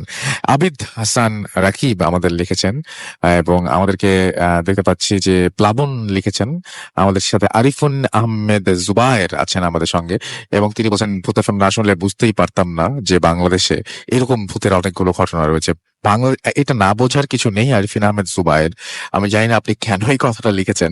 যদি মনে করেন যে এটা নিয়ে মজা করছেন, তাহলে আমি আপনাকে একটু বলি যে ভূত এফএম যখন আমরা শুরু করি, তখনই আমাদের মেইন কনসেপ্টই ছিল এটা, যে বাংলাদেশের প্রতিটা মানুষ, আপনি আপনার বাবাকে জিজ্ঞেস করেন, আপনার বাবার কাছে, আপনার মায়ের কাছে, আপনার আত্মীয় স্বজন প্রত্যেকের কাছে একটা ঘটনা হয় তাদের লাইফে ঘটেছে, অথবা তারা কারো কাছ থেকে শুনেছেন। তখনই মনে হচ্ছিল যে 16 কোটি ঘটনা তো এখন আমরা অনেক দেরি 16 কোটি ঘটনায় পৌঁছে দেবে না, 16 কোটি হোক, তারপর এরকম যদি মজা নেওয়ার জন্য বলে থাকেন তাহলে তো মানে 16 কোটি ঘটনা হওয়ার পর সেই মজাটা নিতেই পারবেন, সেই সময়টা আছে। আর যদি না সত্যি সত্যি মিন করে থাকেন এটা, তাহলে ইয়েস, দিস ইজ ট্রু, যে আসলে অনেক ঘটনা রয়েছে। সাইফুল্লাহ শিবলু আমাদের সঙ্গে আছেন, এবং তিনি বলছেন আই এম অন ভাইজান ফ্রম রাজশাহী। আমাদেরকে আবিদ কিং রহমান লিখেছেন বাবু ভাইয়ের ঘটনাটা ভালো। নিঝুম রাতের কাশফুল লিখেছেন আই লাভ ভূত এফএম। আমাদের সঙ্গে দেখতে পাচ্ছি এমডি রাহাত শোভন, আজকে একটু বেশি হয়ে যাচ্ছে। আমাদের কুমার খান বলছেন রাসেল ভাই আজকে আর বাথরুমে যাব না। আমাদের সাথে মাফি সাহা লিখেছেন যে এখন খুবই মজা লাগছে। এখন পর্যন্ত আমি একটা মানে এরকম পেলাম না যে কেউ বলেছেন যে ভাই আরো ভয়ের ঘটনা শুনতে চাই, তার মানে we are doing good. So আপনাদের ফিডব্যাক খুবই জরুরি। আমরা চলে যাব আমাদের পরবর্তী ঘটনায়, এবং পরবর্তী ঘটনায় আমাদেরকে শোনাবেন আফনান এবং মাসুম ভাই। Thank you so much for doing such a great music. না, আপনাকে বলছি, আপনাকে আমি, ও আচ্ছা ফারনান, আমি আফনান আবার বলে ফেলেছি। ফারনান এখন আমাদের সাথে, মানে ফারনান এবং আফনান দুটো নাম এত বেশি কাছাকাছি, হ্যাঁ, তো আমাদের ভুল হয়ে যায়। মানে ফারনান আফনান, মানে একটা হচ্ছে এফ দিয়ে আর একটা হচ্ছে এ দিয়ে। আরে কি না থাক, আচ্ছা যাই হোক, আমরা ঘটনায় চলে যাই, কারণ ভূত এফএম ফান করার কোনো জায়গা না। তো আমরা চলে যাই ফারনানের কাছে। জি ভাই, আমি ফারনান পুরান ঢাকা থেকে এসেছি। হুম। তো আজকে যে ঘটনাটা শেয়ার করব, আমাকে এই ঘটনাটা বলেছে এক বড় ভাই, ওনার নাম হচ্ছে জিকো ভাই। তো আচ্ছা। ওনার নিজের সাথে এবং ওনার বড় ভাইয়ের সাথে এই ঘটনাটা ঘটে, এবং যেটা হয় যে উনি এবং ওনার যে বড় ভাই, ওনারা দুইজন কাজিন। তো ওনাদের দেশের বাড়ি থেকে যখন ঢাকায় ফিরবেন, তো তখন যেটা হয় যে ওনার দেশের বাড়ি পাবনা, এবং পাবনা থেকে তারা ঢাকায় বাইকের মাধ্যমে তারা আসবেন আর কি, এরকম একটা প্ল্যান করেন। এবং রাতের দিকে তারা এই জার্নিটা করে। তারা মানে সচরাচর ওই রোডটা দিয়ে সবসময় যায়, মানে তাদের এটা ইউজ টু যে সবসময় বাইক দিয়ে তারা মানে ঢাকায় ফিরবে। তো এরকমই এক রাতে তারা প্ল্যান করে ঢাকার উদ্দেশ্যে রওনা দিল। এবং এরপরে যেটা হয় যে মাঝ পথে যখন আসে, তখন যেটা হয় যে হঠাৎ করে পিছনে যে ভাইটা বসা ছিল, তো ওনার কাছে হঠাৎ করে ফিল হচ্ছিল যে বাইকটা যখনই আপনার ব্রেক করা হচ্ছে, তখনই ঠিক পিছন থেকে কোন একটা বাতাসের মতো একটা ঝাপটা এসে তার গায়ে বারবার লাগছে। এবং এরকম যেটা মনে হবে যে পেছনে কেউ একজন বসে আছে, মানে যখন বাইকের পেছনে কেউ একজন বসে থাকে, ব্রেক করলে যেমন একটা ধাক্কা লাগে, ঠিক সেরকম একটা ধাক্কা লাগতেছে একটু পরপর। তো এই কথাটা যখন সে তার যে ছোট ভাই যে বাইকটা চালাচ্ছিল, তো তাকে যখন বলে, সে বলে যে আসলে এরকম কিছুই না, তুমি হয়তো বা ভুল, মানে তোমার কাছে ভুল কিছু একটা মনে হচ্ছে। তখন এমন কোনো ওয়ে ছিল না যে যে সামনে যে বাইক চালাচ্ছে সে পিছনে চলে যাবে, এবং যে পেছনে বসা সে সামনে যে বাইকটা চালাবে, কেননা বাইক একজনই ওখানে চালাতে পারতো। তো সেক্ষেত্রে তাদের যে মানে রোটেশনটাও হয়নি করা, এবং যে বাইক চালাচ্ছিল সে বারবার বলছিল যে না, তুমি আসলে কোনো একটা কিছু মানে এমনি জাস্ট হয়তো ভুল কিছু একটা হচ্ছে তোমার সাথে। কিন্তু সে বারবারই বলতেছে যে না, আমার একটা প্রবলেম হচ্ছে, আমার মনে হচ্ছে যে আমার বাইকের পেছনে কেউ একজন বসা। তো এরকম করতে করতে তারা মাঝে মাঝে যেটা হয় যে বিভিন্ন জায়গায় চা খেতে নামলো, এবং তখন যেটা দেখা দিত যে তার বড় ভাই সবসময় ছিল খুব মানে হাসি খুশি দুষ্টামি করতো, কিন্তু সেই রাতে সে খুব চুপচাপ, মানে তেমন কোনো কথা বলতেছে না, খুব টেনশনে আছে এরকম কিছু একটা। তো তখন তাকে জিজ্ঞেস করা হয় যে ভাই আপনার মানে কি হয়েছে এরকম কেন আজকে? তখন সে বলে যে আমার কাছে খুব একটা জিনিস খুব ভয় লাগছে, মানে আমি কয়েকটা দিন ধরেই এই জিনিসটা নিয়ে খুব চিন্তিত। তো তখন তাকে জিজ্ঞেস করা হয় যে আসলে বিষয়টা কি ভাইয়া, মানে কি হয়েছে আপনার আসলে? তো তখন উনি বলে যে আসলে যখন আমি দেশের বাড়িতে ছিলাম, এই যে পাবনা থেকে যখন ফিরছি আমরা, তার আগে গতকাল মানে সকালের দিকে যখন সে ফজরের নামাজ পড়তে মসজিদের দিকে যাবে, এবং তাদের বাসা থেকে মসজিদটা ছিল একটু বেশ দূরে, এবং হেঁটে হেঁটে যেতে হতো। এবং যেটা হয় যে একটু আগেই সে মানে যখন একটু অন্ধকার থাকে, আজানের ঠিক একটু আগেই সে মসজিদের জন্য রওনা হয় সবসময় এটা। এবং উনি যখন তাদের বাসা ক্রস করে, মানে একটা ঢালু পথ আছে, সেই পথটা ক্রস করে যখন সে মসজিদ দিকে যাবে, তার আগে ছিল একটা পুকুর, এবং পুকুরের পাশে ছিল একটা অনেক পুরনো একটা আম গাছ। তো সেই আম গাছটাকে যখন সে ক্রস করে পুকুরে অজু করতে যাবে, তখন তার হঠাৎ করে মনে হচ্ছিল যে পেছন থেকে তার মানে পেছনে কেউ আসতেছে একটু পর পর। আচ্ছা। তো যখন সে হাঁটে মনে হয় যে তার পেছনে কেউ একজন তাকে ফলো করছে, কিন্তু যখন সে পেছনের দিকে তাকায় দেখে যে কেউ না। সে এটা প্রথমে মনে করছিল যে হয়তোবা গ্রামের কেউ মুসল্লিরা তার পেছন পেছন আসতেছে কয়েকজন, কিন্তু যখন সে বারবার পেছনের দিকে তাকায় দেখে যে পেছনে কিচ্ছু নেই। তো এরকম ভয়ে ভয়ে সে যেতে যেতে একটা সময় যখন সে আম গাছটাকে সে ক্রস করবে, অনেক পুরনো সে আম গাছ, তখন তার চোখে পড়ে অনেক লম্বা একটা ছায়ামূর্তির মতো কালো একটা লম্বা আলখাল্লা পড়া এরকম কিছু একটা আম গাছের নিচে দাঁড়িয়ে আছে। এবং সেটা সে একদম খুব ভালো মতোই নাকি দেখতে পায়। এবং এটা দেখার পরে সে যেটা চিন্তা করে যে না, আমি হয়তো কোনো ভুল কিছু একটা দেখে ফেলেছি। সেটাকে সে ক্রস করে যখন পুকুর পাড়ে অজু করতে যায়, তখন সে যখন অজু করার সময় বসলো, তখনও তার কাছে মনে হচ্ছিল যে তার পাশে কেউ বসে অজু করতেছে তার মতোই। তো সে আচ্ছা। এই জিনিসগুলোর কারণে সে আরো বেশি ভয় পেয়ে যায়, এবং সে একটা সময় যেটা হয় যে এরকম ভয় পেয়ে মানে মসজিদে যাওয়ার পথে সে সেন্সলেস হয়ে যায়। তো আচ্ছা। তখন তাকে ওই যারা মুসল্লিরা আসে তাকে মানে জিজ্ঞেস করে যে তোমার কি হয়েছে আসলে, তুমি কি খারাপ কিছু দেখছো? এবং সে বলে যে হ্যাঁ, আমি এরকম একটা কিছু ওই আম গাছের নিচে এরকম একটা ছায়ামূর্তির মতো দেখেছি। তখন ওই মুসল্লিরাও বলে যে আমরা সব সময় যেটা চেষ্টা করি, যদি একটু অন্ধকার থাকে তখন এই পথটা দিয়ে মানে আমরা না যাই না যেতে, আসলে, না হ্যাঁ, যেতে। মানে অ্যাভয়েড করি। হুম। কারণ এই গাছটা অনেক পুরনো, এবং এখানে যেটা হয় যে অনেক মানুষ অনেক কিছুই দেখেছে এক সময়। তো এরপরে সব ঠিক হয়ে গেল মোটামুটি। এবং যেটা হলো যে সে তার ভাইকে ঘটনাটা বলতেছে, এবং সে বলতেছে যখন মানে ওই জিনিসটা হওয়ার পর থেকে আমি যেখানেই যাই আমার কাছে মনে হয় যে আমার সাথে পিছন পিছন কেউ আসতেছে, বা আমি আচ্ছা। কোথাও বসলে আচ্ছা। আমার কাছে মনে হয় যে আমার পাশে কেউ একজন বসে আছে। ইভেন সে যখন এখন ঢাকায় ফিরতেছে বাইকের পেছনে বসা অবস্থায়, তার কাছে এটাও মনে হচ্ছে যে তার পেছনে বসে কেউ আসতেছে। ওকে। হ্যাঁ। তো এভাবে করে তারা ঢাকায় ফিরলো, এবং বেশ কয়েকদিন কেটে গেল, তো হুম। হঠাৎ করে রাত 2টার দিকে একটা কল আসলো, যে আমাকে এই ঘটনাটা যে শেয়ার করেছেন জিকু ভাই, ওনার কাছে একটা হুম। কল আসলো। তো কলের মধ্যে যেটা হয় যে তার ভাই আসলে তাকে কল করেছে, বড় ভাই, এবং সে তাকে কল করে ডাইরেক্ট বলে যে ভাই আমাকে তুই একটু সেভ কর, মানে আমি খুব মানে ভয় পাচ্ছি, তুই এখনই আমার বাসায় আয়। তখন 2টা থেকে 2:30 বাজে রাত্র, এবং ও বলে যে আমার ওই জিনিসটা আমার রুমে এখন আসছে এবং ওটা আমাকে মেরে ফেলবে, এরকম আচ্ছা। একটা কিছু সে বলে। হুম। তখন তার যে ছোট ভাই, মানে ছোট ভাই, যে সে চিন্তা করে যে কি হলো আসলে, মানে তার কি কোনো সাইকোলজিক্যাল প্রবলেম হলো, আরে 2:30টার দিকে উঠে আসাও তো একটু টাফ ব্যাপার। যে হুম। সে চিন্তা করলো আচ্ছা ঠিক আছে আমি সকালের দিকে আসি, তুমি ভয় পেও না, সকালের দিকে আসি। হুম। সে মনে করলো যে তার ভাইয়ের মনে হয় মাথায় সমস্যা হয়েছে বা কিছু একটা এরকম প্রবলেম। আচ্ছা। তো এরপরে সকালের দিকে একটা দুঃসংবাদ সে পেল ঘুম থেকে ওঠার সাথে সাথেই, যে দুঃসংবাদ হচ্ছে এরকম যে তার ভাই গতকাল রাত্রি সুইসাইড করে মারা গেছে। আচ্ছা। তো এই খবরটা শোনার পরে সে অনেক বেশি হার্ট হয়, এবং সে যেটা চিন্তা করে যে হয়তোবা আমি যদি তখন যেতাম, মানে ওর কথাটা শুনে হয়তোবা আমি তাকে মানে বাঁচাতে পারতাম বা কিছু একটা তাকে সেভ করার চেষ্টা করতে পারতাম। হুম। তো এটা নিয়ে সে নিজেও অনেক ডিপ্রেসড থাকে কয়েকদিন, যে আসলে আমারই হয়তোবা ভুল ছিল, এবং এটা তার ভাই আসলে হয়তোবা সত্যি কথাই বলেছিল যে এরকম কিছু একটা বারবার তাকে পিছু করছে। হুম। তো এরপরে আরো বেশ কিছুদিন কেটে যাওয়ার পরে, তো যে ছোট ভাইটা ছিল, তো ওনার কাছে হঠাৎ করে একদিন রাত্রে ঘুমাচ্ছিল, তো তখন ছিল শীতের রাত, তো হঠাৎ করে তার ঘুম ভেঙে যায় রাতে। আচ্ছা। ঘুম ভাঙার পরে সে যেটা ফিল করে যে তার রুমের ভিতরে মনে হচ্ছে অন্ধকারের ভিতরে একটা খুব বাজে একটা গন্ধ তার রুমের ভিতরে, মানে একটা মাংস পচা গন্ধ থাকে না, ওরকম একটা মাংস পচা গন্ধ তার রুমের ভিতরে। এবং সে চিন্তা করতে থাকে এরকম তো কিছু নাই যে এরকম গন্ধ আসবে। তো সে যখন চোখটা খুলে ভালো মতো দেখার চেষ্টা করে, সে দেখে যে মশারির বাইরে যে কালো ঘুটঘুটে অন্ধকার, সে অন্ধকারের থেকেও আরো ঘন কালো একটা কিছু একবার তার বিছানার এপাশ থেকে ওই পাশে হাঁটা চলাফেরা করছে। এবং আচ্ছা। সে এটা মানে মনে হচ্ছে যে সে শব্দ শুনতে পাচ্ছে, এরকম খুব ভয়ানক একটা কিছু যে তার আশেপাশে সেটা চলছে, মানে হাঁটা চলাফেরা করছে। ইভেন তার মশারিটাও একটু পরপর, মানে বাতাসে যেমন ফ্যান ছেড়ে যেমন মশারিটা একটু নড়ে ওঠে, ঠিক সেইভাবে নড়ছে। মনে হচ্ছে যে তার মশারির আশেপাশে বা তার রুমটা অন্য একটা ডিমেনশনে চলে গেছে সবকিছু। আচ্ছা। মনে হচ্ছে সে তার রুমটার ভিতরেই আছে ঠিকই, বাট আশেপাশে পরিবেশ সম্পূর্ণ ডিফারেন্ট, একদম কালো একটা অন্ধকার তাকে গ্রাস করে বসেছে। এবং একটা সময় সে যেটা মানে খুব দোয়া পড়ার চেষ্টা করতে থাকলো, না নিজেকে যেভাবে সেভ করা যায়, কারণ সে বুঝতে পারছিল যেটা আসলে নর্মাল কিছু একটা না, সে কোনো একটা ঝামেলায় পড়ে গেছে আসলে।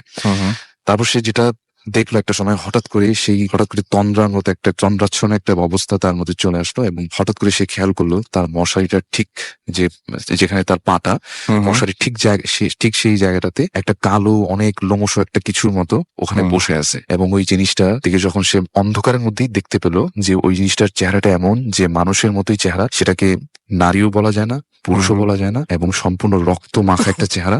আচ্ছা। এবং ওটার চোখগুলো ঠিকরে বাইরে বের হয়ে আসছে, এবং জিভটা মনে হচ্ছে কেউ যখন ফাঁসি দিলে যে অবস্থাটা হয় ঠিক ওইভাবে বের হয়ে আসছে, এবং সম্পূর্ণ মানে মুখ থেকে রক্ত পড়তেছে এরকম একটা জিনিস। তো এটা দেখার পরে সে অনেক জোরে চিৎকার করে ওঠে, এবং চিৎকার করার পরে সে সেন্সলেস হয়ে যায়। এবং পরে যেটা হয় যে সকালের দিকে তার বাবা মারা তাকে ওখান থেকে করে যে কি হয়েছে তোমার, আসলে এটা কি হলো আসলে। তখন সে বলে যে আমি এরকম কিছু একটা দেখেছি।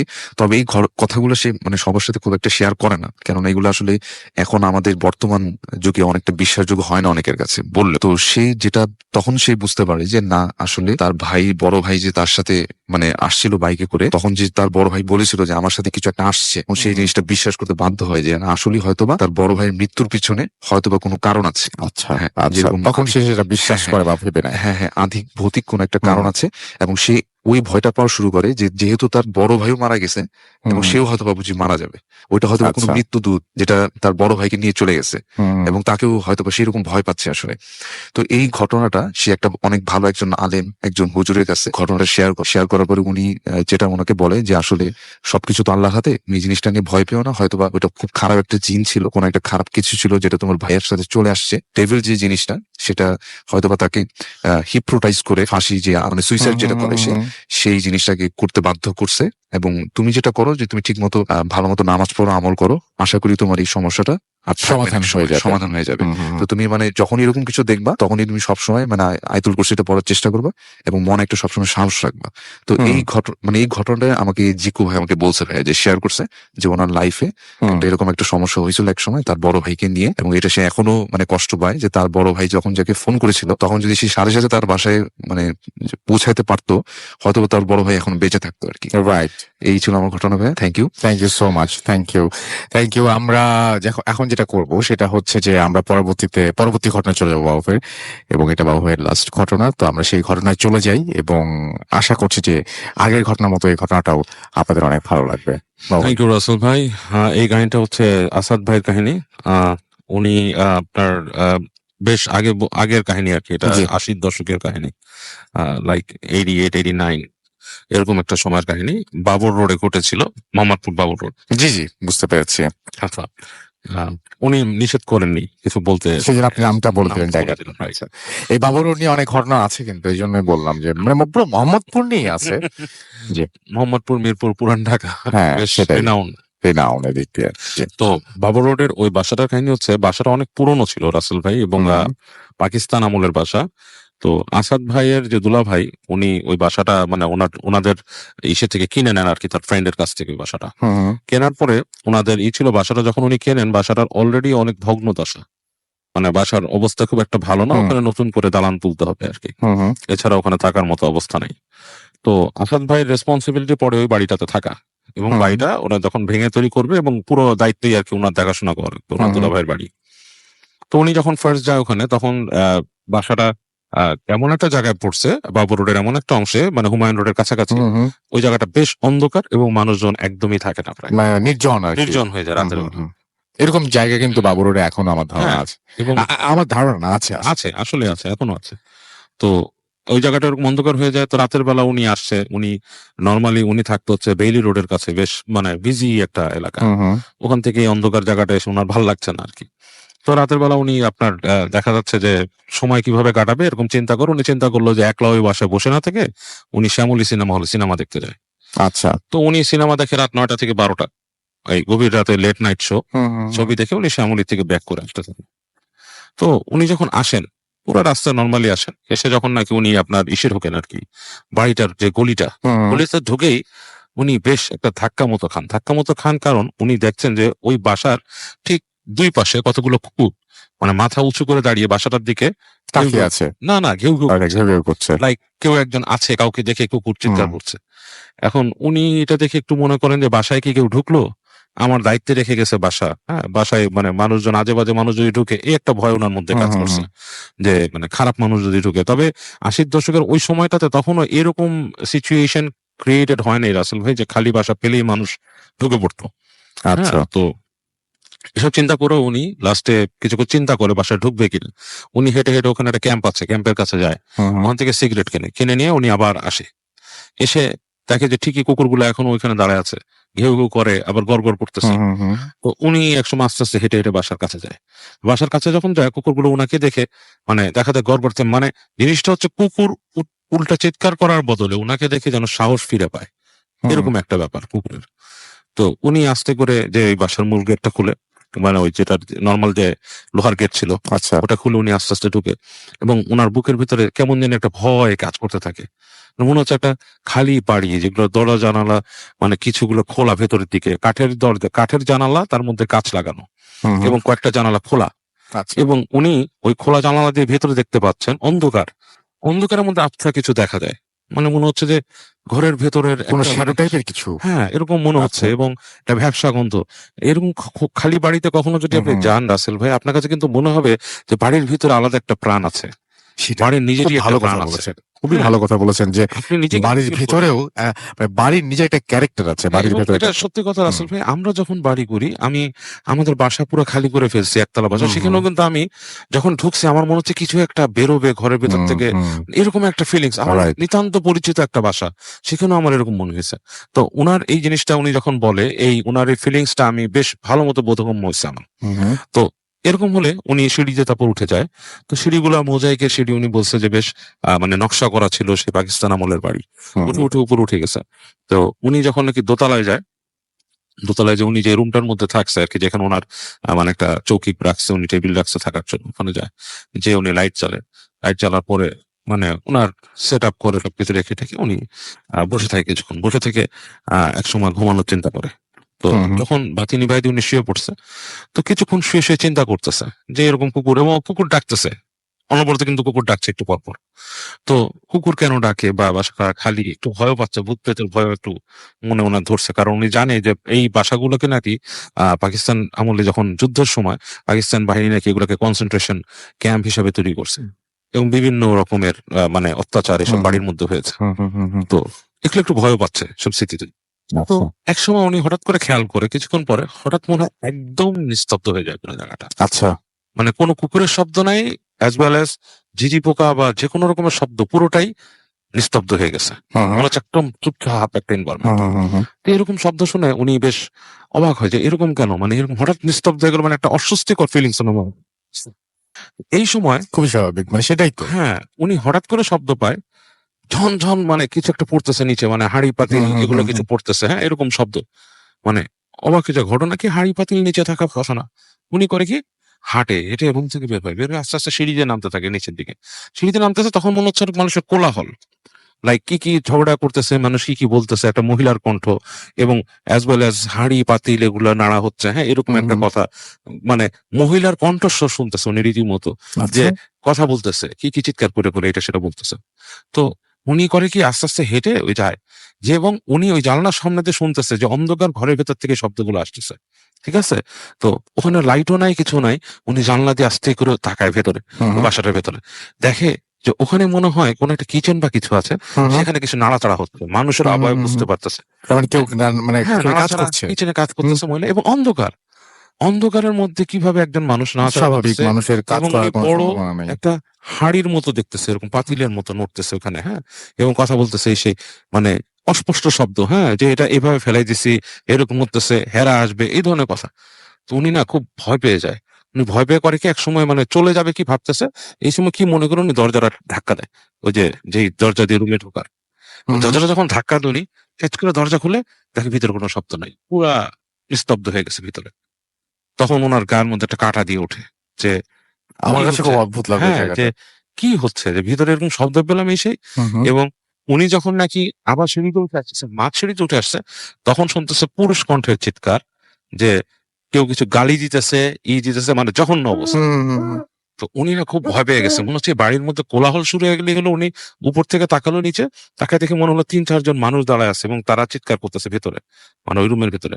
এবং উনি যখন নাকি কিছুক্ষণ তাকায় আছে, হঠাৎ করে দেখে যে ওটার মধ্যে কেউ ওনার দিকে তাকাইছে উপরে, এবং উনি এটা দেখা শেষ দৌড় দিছে ওনার রুমের দিকে। ছেলে যখন দৌড় দিছে, রুমের মধ্যে ঢুকে তাড়াতাড়ি দরজা লাগাই দিছে, তখন শুনতেছে যে ওনার রুমের যে জানলার পাশ থেকে কেউ হাসতেছে কণ্ঠে, মানে এটা পুরুষ কণ্ঠের হাসি। এবং উনি প্রচন্ড ভয় পায় এবং কাইন্ড অফ সেন্সলেস এর মতো হয়, মানে পুরা সেন্স চলে যায় না, ওনার কিছু সেন্স থাকে।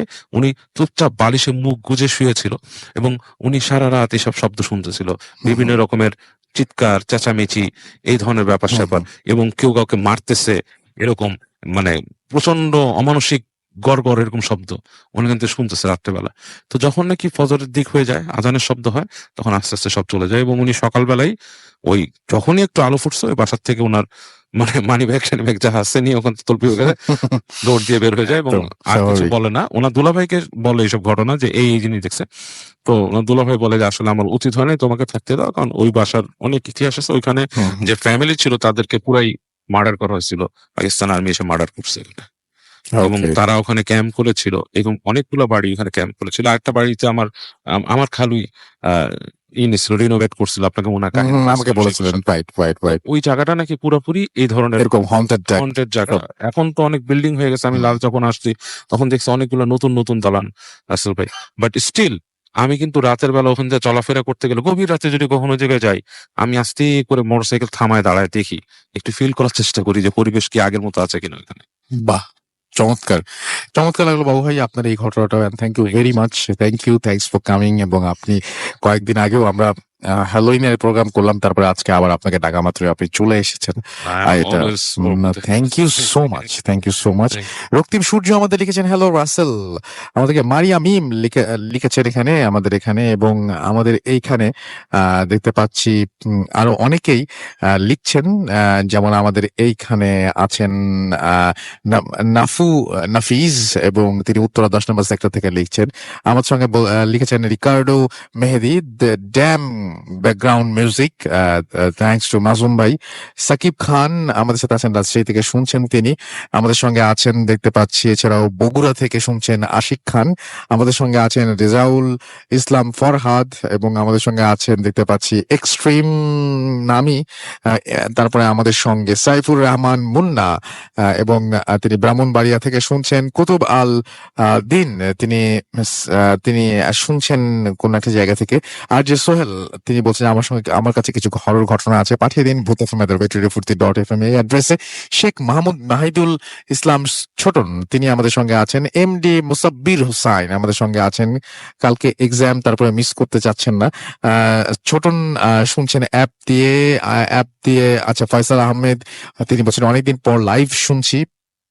আমাদের সঙ্গে আছেন দেখতে পাচ্ছি দুরন্ত দুর্জয়। এছাড়া আমাদের সঙ্গে আছেন এসকে বাপ্পি আহমেদ, আমাদের সঙ্গে আছেন রাজীব আহমদ, আমাদের সঙ্গে আছেন দেখতে পাচ্ছি নওরিন খান, সুরাইয়া পাক রাখি আমাদের সঙ্গে আছেন। আমাদের সঙ্গে আছেন ফারহান সাদি। এছাড়াও আমাদের সঙ্গে আছেন ইউনবি, এবং তিনি অস্ট্রেলিয়ার জিয়ং ইউনবি, এবং তিনি বলছেন I live in Australia, Sydney town. Both of তিনি শুনছেন এবং তিনি বলছেন যে তার মা এবং cousins they are also with her, and তারা সবাই বলছেন যে দে ডোন্ট আন্ডারস্ট্যান্ড বেঙ্গলি, এবং আমাদের but my mother has to explain. তার মানে হচ্ছে আচ্ছা যারা শুনছেন তারা কেউ বাংলা জানেন না, মা যিনি আছেন তিনি এক্সপ্লেইন করছেন। থ্যাংক ইউ সো মাচ আপনাকে, আপনি যে ট্রান্সলেট করে দিচ্ছেন সবাইকে, এবং thank you it really means a lot. আমাদের সঙ্গে আছেন দেখতে পাচ্ছি রাব্বি হাসফ হুসাইন, এছাড়াও রাসেল খান আমাদের সঙ্গে আছেন, ফেরদৌস রহিম আমাদের সঙ্গে আছেন দেখতে পাচ্ছি সাকিব আহমেদ সূর্য আমাদের সঙ্গে আছেন, জে আর তারিকুল সহ আরো অনেকে আমাদের সঙ্গে আছেন। তো যাই হোক, এই মুহূর্তে আমরা চলে যাব ছোট্ট একটা বিরতিতে, এবং বিরতির পরে আমরা একটা অডিও ক্লিপ এবং তারপরে আবার অতিথি নিয়ে ফিরে আসবো। সেই পর্যন্ত আশা করছি আমার সঙ্গেই থাকবেন। স্টে টিউন টু রেডিও ফুর্তি 88 FM and do ফুর্তি। Bhoot FM. The night comes alive with Graminphone.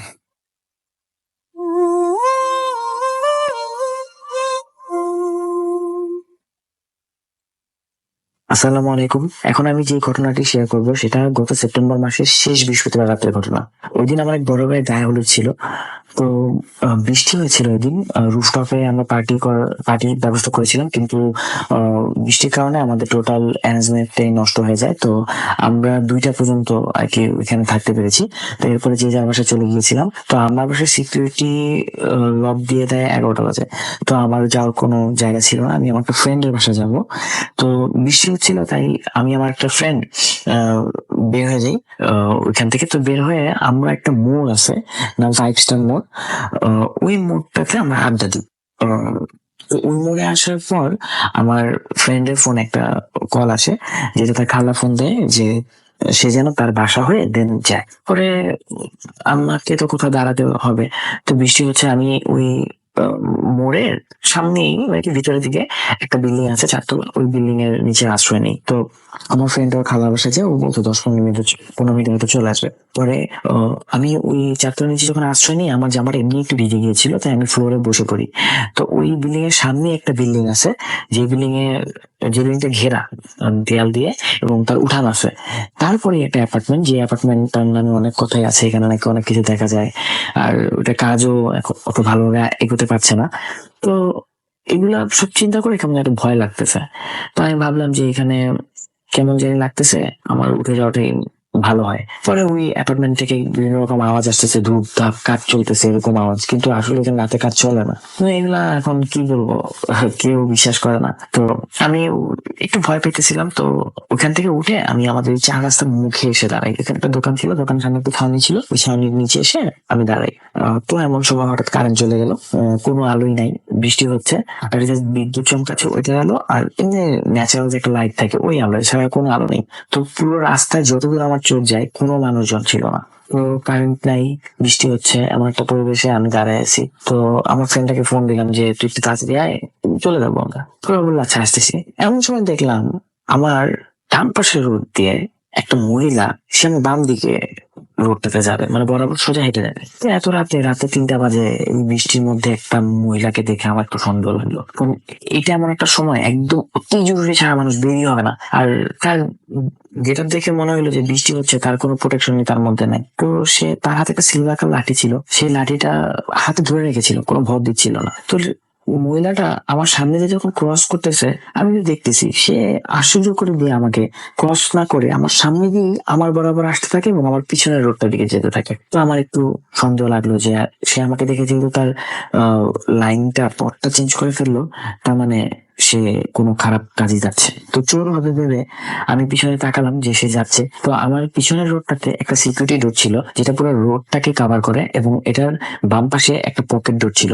তো মহিলাটাকে যেতে হলে ওই পকেট ডোর দিয়ে যেতে হবে। তো আমি দেখতেছি যে সে যাচ্ছে, কিন্তু সে আমাকে অবাক করে দিয়ে সে ওই দরজার মাঝখান দিয়ে চলে গেছে, উইদাউট দরজা খোলা বা পকেট গেট খোলা, কোনো কিছু সে প্রয়োজন মনে করে নাই। সে ওইটার ভিতর দিয়ে কিভাবে গেল আমি এখনো জানি না, কারণ ওইটার পকেট গেটটা খোলা থাকে কিন্তু মেইন গেটটাতে বড় তালা দেওয়া থাকে। সে মাঝখান দিয়ে গেলো, এটা দেখার পর আমি ভয় পাইনি, কিন্তু আমার একটু হাসি পেয়েছে, এটা কিভাবে হলো। পরে আমি দেখতেছি যে সে গেটটা ক্রস করে অনেক দূর যাচ্ছে সে, আমি দেখতেছি। পরে আমি মাথাটা নর্মাল করে আমি ভাবতেছি এটা কি হইলো। পরে দেখি আমার পিছন থেকে তালির আওয়াজ আসতেছে, তালির আওয়াজ আসতেছে। এখন আমি পিছিয়ে থাকলাম, দেখি কেউ নাই, কিন্তু তালির আওয়াজ আমি স্পষ্ট পাইছি। আমি ভাবছি আমার ভুল হয়েছে, আচ্ছা ঠিক আছে, আমি আবার নর্মাল হয়েছি। পরে গিয়ে দেখি আবার তালির আওয়াজ।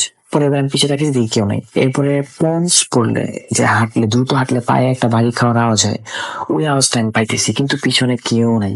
আমি মানে কি বলবো, আমি এটা কোনো আহ, আমি ডেফিনেশন দিতে পারতেছি না যে এটা কি।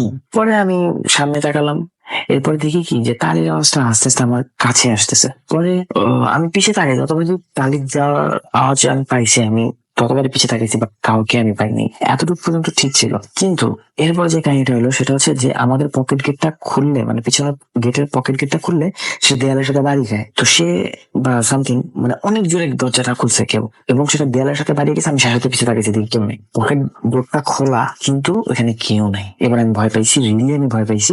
আমি আমার ফ্রেন্ডকে ফোন দিয়েছি, বলছি যে তুই আয়। পরে ও বলতেছে আমি আসতেছি। পরে আমি আরো কিছুক্ষণ অপেক্ষা করলাম। এবার হইতেছে যে আমি আস্তে আস্তে দেখতেছি যে তালির আওয়াজটা আমার খুব কাছে হচ্ছে, যেমন ধরেন আমার থেকে প্রায় 10 হাত পেছনে এখানে তালির আওয়াজ হচ্ছে, এবং এটা আমার কাছে রিয়েলি আমি খুব ভয় পাইছি এই জিনিসটাতে। মানে আস্তে আস্তে আমি ভয় পাচ্ছি যে কিছু একটা জিনিস আমার পিছনে আসতেছে। কিন্তু আমি এরপরে যখন এত কাছে থেকে আমি তালির আওয়াজ পাইছি, আমি আর ঘাড় ঘুরানোর সাহস করতে পারিনি। তো আমি জাস্ট আল্লাহ কাছে দোয়া করতেছিলাম আল্লাহ আমার ফ্রেন্ডটাকে পাঠাবো, কারণ আমি মুভ করবো কোথায় যাবো, আমি ওকে ছাড়া আমি কোথাও যেতে পারবো না। আর কেউ নেই, আমি যতদূর চোখ যায় ডানে বামে কোথাও কোনো মানুষ নাই, আল্লাহর রহমত। তখন আমার ফ্রেন্ড আসলো, আমি আমার ফ্রেন্ডকে বললাম তাড়াতাড়ি চল। পরে ওর সাথে আমি চলে গেলাম, ওই জায়গায় প্যাক করলাম। ও আমাকে বললো কি হয়েছে, আমি ওকে কিছুই বলিনি। পরের দিন বাসায় ঘুমিয়ে যাই। পরের দিন সকালে আমি মোড়ে আসি। মোড়ে আসার পর ওইখানে একটা সেলুন আছে যেটা ম্যাক্সিমাম টাইম রাতে খোলা থাকে। তো ওই দিন এটা বন্ধ ছিল।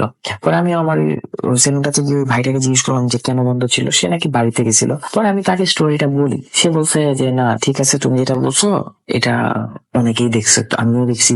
আমি যখন রাতে 2টা-3টা বাজে দোকান বন্ধ করে আমি মাঝে মাঝে দেখি ও মহিলা, এটা কি জানি না, এটা কোনো মানুষ না। কারণ অনেকে এটাকে বলছে ফেরত নি, অনেকে বলে মানে সে একটু নোংরাতে থাকে। ওই যে তার দোকানের পিছনে একটা বাড়ি আছে, সে বাড়িটা নোংরা। ওই বাড়ি থেকে সে ওই 4 রাস্তা মোড়টা হয়ে ওই বিল্ডিংটাতে যায়, যে বিল্ডিংটার নামে অনেক কথা আছে। তো ওই বিল্ডিংটাতে সে নাকি এই রোডটা দিয়ে যাওয়া আসা করে। তো আমাকে সে পেয়ে ওইখানে সে আমাকে ক্রস করতে পারে নাই, মানে তারা নাকি কোনো মানুষের সামনে দিয়ে যায় না। তো এর জন্যই সে আমাকে পিছন থেকে বারবার ইশারা দিচ্ছিল বা আওয়াজের মাধ্যমে, তালির আওয়াজের মাধ্যমে, যেন আমি ওই জায়গাটা ত্যাগ করি।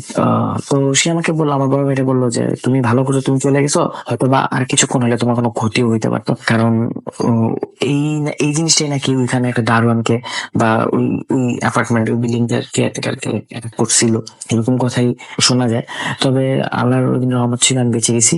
আর যেটা হচ্ছে যে আমি ভয় পাইনি, কিন্তু জিনিসটা আমার কাছে একটু ডিফারেন্ট ছিল, কারণ আমি এর আগে কখনো এরকম কোনো কিছু সাথে পরিচিত ছিলাম না। ও আরেকটা কথা, সেটা হচ্ছে যে আমি আমার আরেকটা বড় ভাইকে সেম কাহিনী তাকে আমি বলতেছিলাম, তখন সে বললো যে আচ্ছা আমরা সিসিটিভি ফুটেজ চেক করবো যে কি হয়েছে। তখন আমি বলছি হ্যাঁ এটা ভালো আইডিয়া। পরে আমরা দেখি যে যে যে সময়টা কাহিনী হয়েছে তখন কারেন্ট ছিল না, আর কারেন্ট না থাকলে আমাদের সিসিটিভিটা কাজ করে না। পরে ওই ভাইটা বললো যে আসলে তারা এগুলো মেনটেন করেই চলে, যখন মানুষের কোনো আধিপত্যই থাকে না তখনই তারা চলাচল করে, তাদের কাজকর্ম করে। তো যাক, এই ছিল আমার ঘটনা।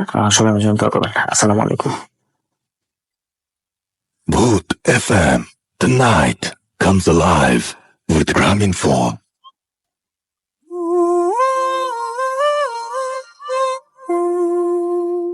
Yes, the night comes alive with গ্রামীণ ফোন শুনছেন সবসময় ভিডিও ফুটে 88 FM এবং আমি রাস্তারাচির সাথে, এবং আমার সাথে হচ্ছে মাসুম ভাই এবং আজকের অতিথিরা। এবং এখন সরাসরি চলে যাব ঘটনায়। আফনান ভাইয়ের কাছে একটা ঘটনা আছে, সেই ঘটনাটা আমরা শুনবো এবং তারপর আমরা যাব হাফেজ মাইনুদ্দিন ভাইয়ের কাছে। সুতরাং আমাদের সঙ্গে সেই পর্যন্ত থাকুন। আর যত রাত হবে তত বেশি জমজমাট হয় ভূত ফিল্ম আমরা জানি। সো চলুন আমরা শুনে আসি আফনান ভাইয়ের কাছে আমার ঘটনা। থ্যাংক ইউ রাসেল ভাই। রাসেল ভাই, এখন যে এই ঘটনাটি আমি বলবো, যে এই ঘটনাটি আসলে মানে আমার কাছে যখন প্রথম আমি শুনেছি, অনেক আগে থেকে আমি এটা শুনেছি, জি। তবে বিষয়টা আমার কাছে খুব শিলি মনে হতো যে হুম। ভূত এফএমের মতো প্রোগ্রামে যে এই ঘটনাটি আমি শেয়ার করবো, এটা আমার কখনো মনেই হয়নি। হুম কিন্তু মানে রিসেন্টলি মানে আমি ইন্টারনেট ঘাঁটতে ঘাঁটতে হুম একটা ইনফরমেশন পাওয়ার পরে তখন আমি জি। ওটার সাথে একটা মিলানোর চেষ্টা করলাম, হুম, বিশেষ হুম। করে প্যারালাল ইউনিভার্স যে আসলে আছে কিনা, বা থাকলেও সেটা কিভাবে আছে সেটা নিয়ে একটু এই চেষ্টা করলাম। তখন এটার সাথে আমি ঘটনার সাথে আমি একটু মিলাইলাম। মিলালেন আপনি। কারণ আসলে ভাই পবিত্র কোরআনে আল্লাহ নিজেই বলেছেন যে পৃথিবীতে প্রত্যেকটা জিনিস, প্রত্যেকটা জীবকে আমি জোড়ায় জোড়ায় সৃষ্টি করেছি। এখন আমরা অনেকে যদিও মনে করি যে মানে হাজবেন্ড ওয়াইফ এই জোড়া কিনা, না আসলে কিন্তু না। অনেকে আছে বিবাহই করেন না বা একাধিক বিবাহ করেন, এনার ক্ষেত্রে কিন্তু এক জোড়া কিন্তু হয় না। আসলে এক জোড়া বলতে যেটা বোঝায় যে অনুরূপ একটা কপি। কিন্তু আসলে ভাই আমি এখানে বসে আছি, আপনি ওখানে বসে আছেন, আমাদেরই ঠিক আর একটা কপি কোথায় আছে এটা কিন্তু আমরা জানি না, আল্লাহই ভালো জানেন। তো সত্যি। এটা এটা একটা প্যারাল ইউনিভার্সের একটা ধারণা আর কি, যেটা যদিও সুস্পষ্ট এই বিষয়ে কিছু নাই, কিন্তু তারপরেও মানে এটা যে একদম মানে কেউ এটা অস্বীকার করেন না, কিন্তু আল্লাহই ভালো জানেন যে এটা কিভাবে আছেন। তো এই রিলেটেডই রাসেল ভাই এখন যে বিষয়টা আমি শেয়ার করব, সেটা হচ্ছে যে আমার যে দাদা বাড়ি সেটা ফরিদপুর জেলার বোয়ালমারী থানাতে। তো ওইখানে মানে আমি আমার বেশ কিছু আত্মীয় স্বজনদের কাছে একটা ঘটনা মাঝে মাঝে শুনতাম, ওনারা সেটা বলতেন। সেটা হচ্ছে যে প্রায় ৭৮ বা ৭৯ সালের দিকে রংপুর থেকে একজন ব্যক্তি ওখানে আসেন। তো আমরা যেটাকে রাসেল ভাই যে কামলা বলি, যে মানে ডে লেবারার আর কি, যারা ফসল কাটার মৌসুমগুলোতে সাধারণত তারা বিভিন্ন জায়গা থেকে আসেন, ফসল কাটেন, আবার ওই মৌসুম শেষ হলে তার যার বাড়িতে ফিরে যান। তো ওনার বাড়ি ছিল রংপুরে। তো উনি খুব ভালো কাজ করতেন, কিন্তু আচ্ছা। খুব সবসময় মন খারাপ করে থাকতেন। তো একবার মানে উনি যেই বাড়িতে থাকতেন, সেই বাড়ির মালিক ওনাকে জিজ্ঞেস করলেন যে কি ব্যাপার, তোমার সবসময় মন খারাপ থাকে কেন? মন খারাপ কেন থাকে? তখন সেটাই। উনি একটা অদ্ভুত বিষয় শেয়ার করেন।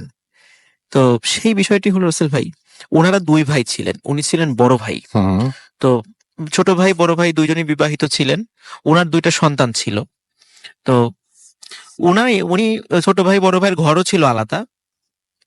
তো ওনার কথা অনুযায়ী একদিন উনি ঘুম থেকে উঠে মানে দেখেন যে ওনার ঘরটা কেন যেন অপরিচিত লাগছে, মানে এই ঘরটা ওনার না।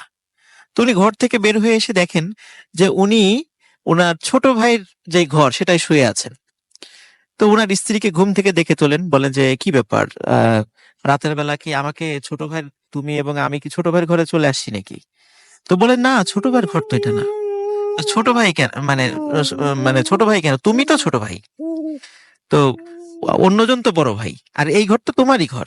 তো উনি খুব অবাক হন যে কি বলে, আমি বড়, আমি নাকি ছোট, এবং এই ঘর নাকি আমার, এতদিন ধরে আমি এই ঘরে বসবাস করছি, এই ঘরটা নাকি আমার। তখন উনি এইটা শুনে খুব মানে নিজেই মানে খুব আঘাত পান যে বলে কি।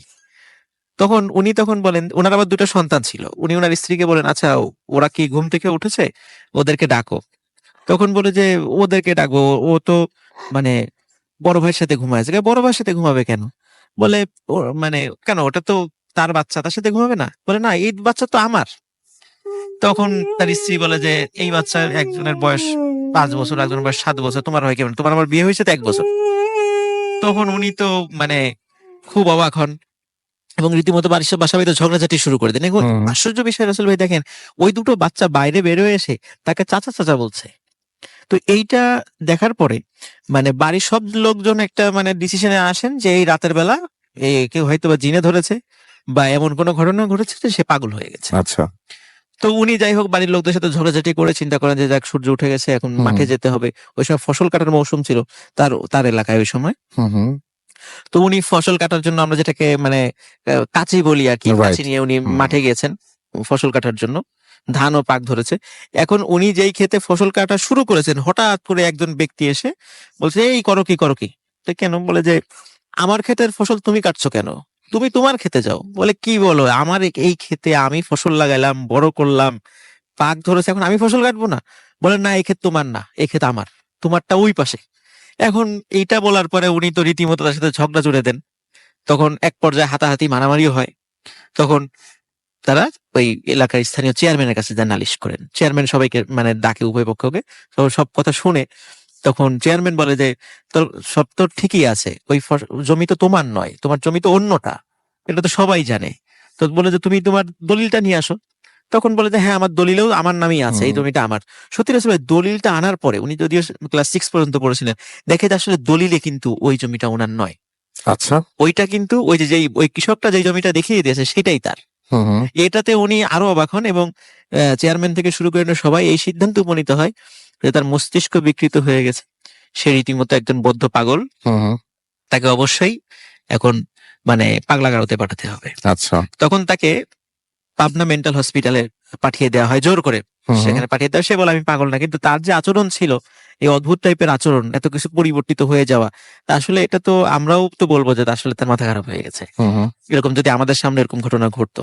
তো পাবনায় যখন তাকে রেখে আসা হয় রাসেল ভাই, কিছুদিন যাওয়ার পর তার পরীক্ষা নিরীক্ষা বা আচার আচরণ, কথাবার্তা সবকিছু শুনে মানে ওখানকার যে ডাক্তাররা ছিলেন তারা নিশ্চিত হন যে উনি মানে সম্পূর্ণভাবে একজন সুস্থ ব্যক্তি। এবং ওই মানে হসপিটালের তরফ থেকে তার ফ্যামিলিকে চিঠিও লেখা হয়। ওই সময় তো মোবাইল এরকম ছিল না, চিঠি লেখা হয় যে আপনার এই রোগী সুস্থ, সম্পূর্ণ সুস্থ, তাকে এসে আপনারা নিয়ে যান। কিন্তু রাসেল ভাই অনেকবার চিঠি লেখার পরেও মানে বাড়ি থেকে না কেউ আর আসেনি। হুম হুম। তখন যেহেতু একজন সুস্থ লোককে কতদিন আটকিয়ে রাখা যায়, সেটাই। তখন ডাক্তার সাহেবরা বলেন আপনি যেহেতু সুস্থ, আপনি তো নিজেই পথ চিনে বাড়ি যেতে পারবেন, তো আমরা আর আপনাকে আর রাখতে চাচ্ছি না, আপনি চলে যান। হুম হুম। তখন ওনাকে ছেড়ে দেওয়া হয়। কিন্তু উনি আসলে পরিবারের সদস্যদের এই আচরণে এতটা মনে কষ্ট পেয়েছিলেন, উনি আর বাড়িতে ফিরে যান নাই। আচ্ছা। উনি এই ফরিদপুর অঞ্চলে চলে আসেন। সেখানে এসে এই কামলার কাজ শুরু করেন। ডে লেবারার যে কামলা আর কি, এটা শুরু করেন। তো আসল ভাই উনি ওনার কাজে কর্মে কিন্তু কোনো ছিল না। একদম স্বাভাবিক, সবার সাথে খুব ভালো সম্পর্ক ছিল। হুম হুম। হ্যাঁ, মানে সবকিছু ঠিকঠাক ছিল। সবার খুব প্রিয় পাত্র এবং মানে কাজে ফাঁকি দেয় না এই হিসাবে তার একটা যথেষ্ট সুনাম ছিল আরকি। হুম হুম। তার নাম ছিল হলো মানে এলাকায় তার ময়না নামে চিনতো আরকি। হুম হুম হুম। হ্যাঁ? ময়না নামে চিনতো। তার ডাকনাম ছিল ময়না। তো এই নামে তাকে চিনতো। তো রাসেল ভাই একদিন মানে স্থানীয় ওনার সাথে মানে যাদের সাথে উনি কাজ করতেন, আরো যারা মানে কামলা যারা ছিল, একদিন ফসল মানে কাটছিলেন উনি। হুম হুম। কাটতে, কাটতে মানে সবার সাথে গল্প করছে, কথা বলছে। হুম হুম। কথা বলতে, বলতে হঠাৎ মানে তার আশেপাশে যারা ছিলেন তারা ফিল করলেন যে এতক্ষণ এই ময়না আমাদের মধ্যে ছিল, এখন আর সে নাই। আচ্ছা। কোথাও নাই। কোথায় গেল, কি হলো, তার কোনো হদিসই আর পাওয়া গেল না। মুহূর্তের মধ্যে সে নাই। মানে এরপর থেকে রাসেল ভাই ওই ময়নার না আর কোনো হদিস পাওয়া যায়নি। তো সবাই বলে যে জিনে তাকে নিয়ে গেছে। এটা ওই স্থানীয়ভাবে সেটা প্রচলিত যে মাঠের ভিতর থেকে জিন তাকে মানে উধাও করে নিয়ে গেছে বা তাদের দেশে নিয়ে গেছে, আর কোনোদিন ফিরে আসেনি। তো রাসেল ভাই সে যে ঘটনাগুলো বলেছিল, পরবর্তীতে ওই স্থানীয় একজন লোক তার দেয়া ঠিকানা অনুযায়ী যে যাদেরকে বলেছিল তার গ্রামের বাড়ি কোথায়, দেশের বাড়ি কোথায়, সব তো একজন গিয়েছিল। তো উনি যে কথাগুলো বলেছিল সবগুলোর কিন্তু সত্যতা পেয়েছিল তারা, যে হ্যাঁ আসলে সত্যি সত্যি তার বাড়িতে এই ঘটনা ঘটেছিল। হ্যাঁ, তাকে পাবনা হসপিটালে পাঠানো হয়েছিল, ফ্যামিলির লোকজন তাকে আনতে যায় নাই, তারপর সে এখানে চলে আসছে।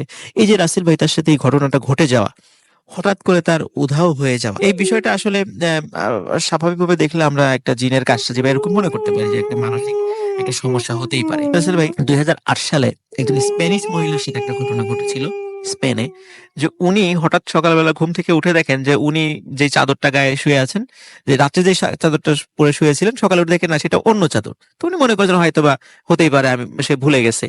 তারপর রাসেল ভাই সে যখন অফিসে যায়, 20 বছর ধরে সে একটা অফিসে চাকরি করছিলেন, অফিসে গিয়ে দেখে সে যে রুমে বসতেন, সে রুমের বাইরে একটা অন্য ব্যক্তির নেম প্লেট লাগানো আছে। উনি মনে করছেন আচ্ছা। হয়তো বা সহকর্মীরা তাকে সারপ্রাইজ দেওয়ার জন্য এই কাজটা করতে পারে, তার হয়তো বা প্রমোশন হয়েছে। কিন্তু তিনি অফিসে যাওয়ার পর দেখে একজন সহকর্মীও তাকে চেনে না, এবং সে জানতে পারে মানে তার অফিসের বিভিন্ন এমপ্লয়ীদের যে লিস্ট ঘেটে জানতে পারে সে ওই অফিসেরই অন্য একটা ব্রাঞ্চে দীর্ঘদিন ধরে কাজ করছেন, অথচ ওই ব্রাঞ্চে উনি কখনো যায়ই নেই।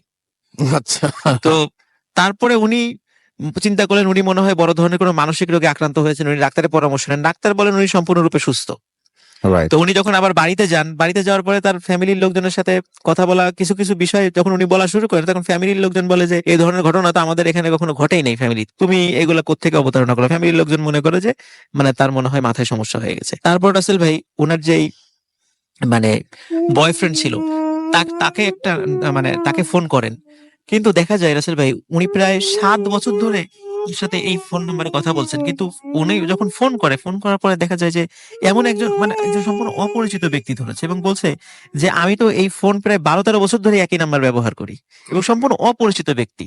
এবং আরো একটা জিনিস রাসেল ভাই, যে ওনার মানে যে এক্স বয়ফ্রেন্ড ছিল তার দেয়া অনেক জিনিস ছিল, হুম। তো সেগুলো বাসায় গিয়ে দেখেন সেগুলো অনেক তিনি ফেলে দিয়েছিলেন হুম। সম্পর্ক ব্রেকআপ হয়ে যাওয়ার পরে, দেখে সেই জিনিসগুলো তার মানে ঘরে রয়েছে। তারপরে উনি যখন ইন্টারনেটে বিষয়গুলো ঘাটাঘাটি করেন, তখন উনি জানতে পারেন যে আসলে উনি যেই দুনিয়াতে আছেন এটা ওনার দুনিয়া না, উনি সম্পূর্ণ অন্য একটা প্যারালাল ইউনিভার্স থেকে এখানে চলে এসেছেন।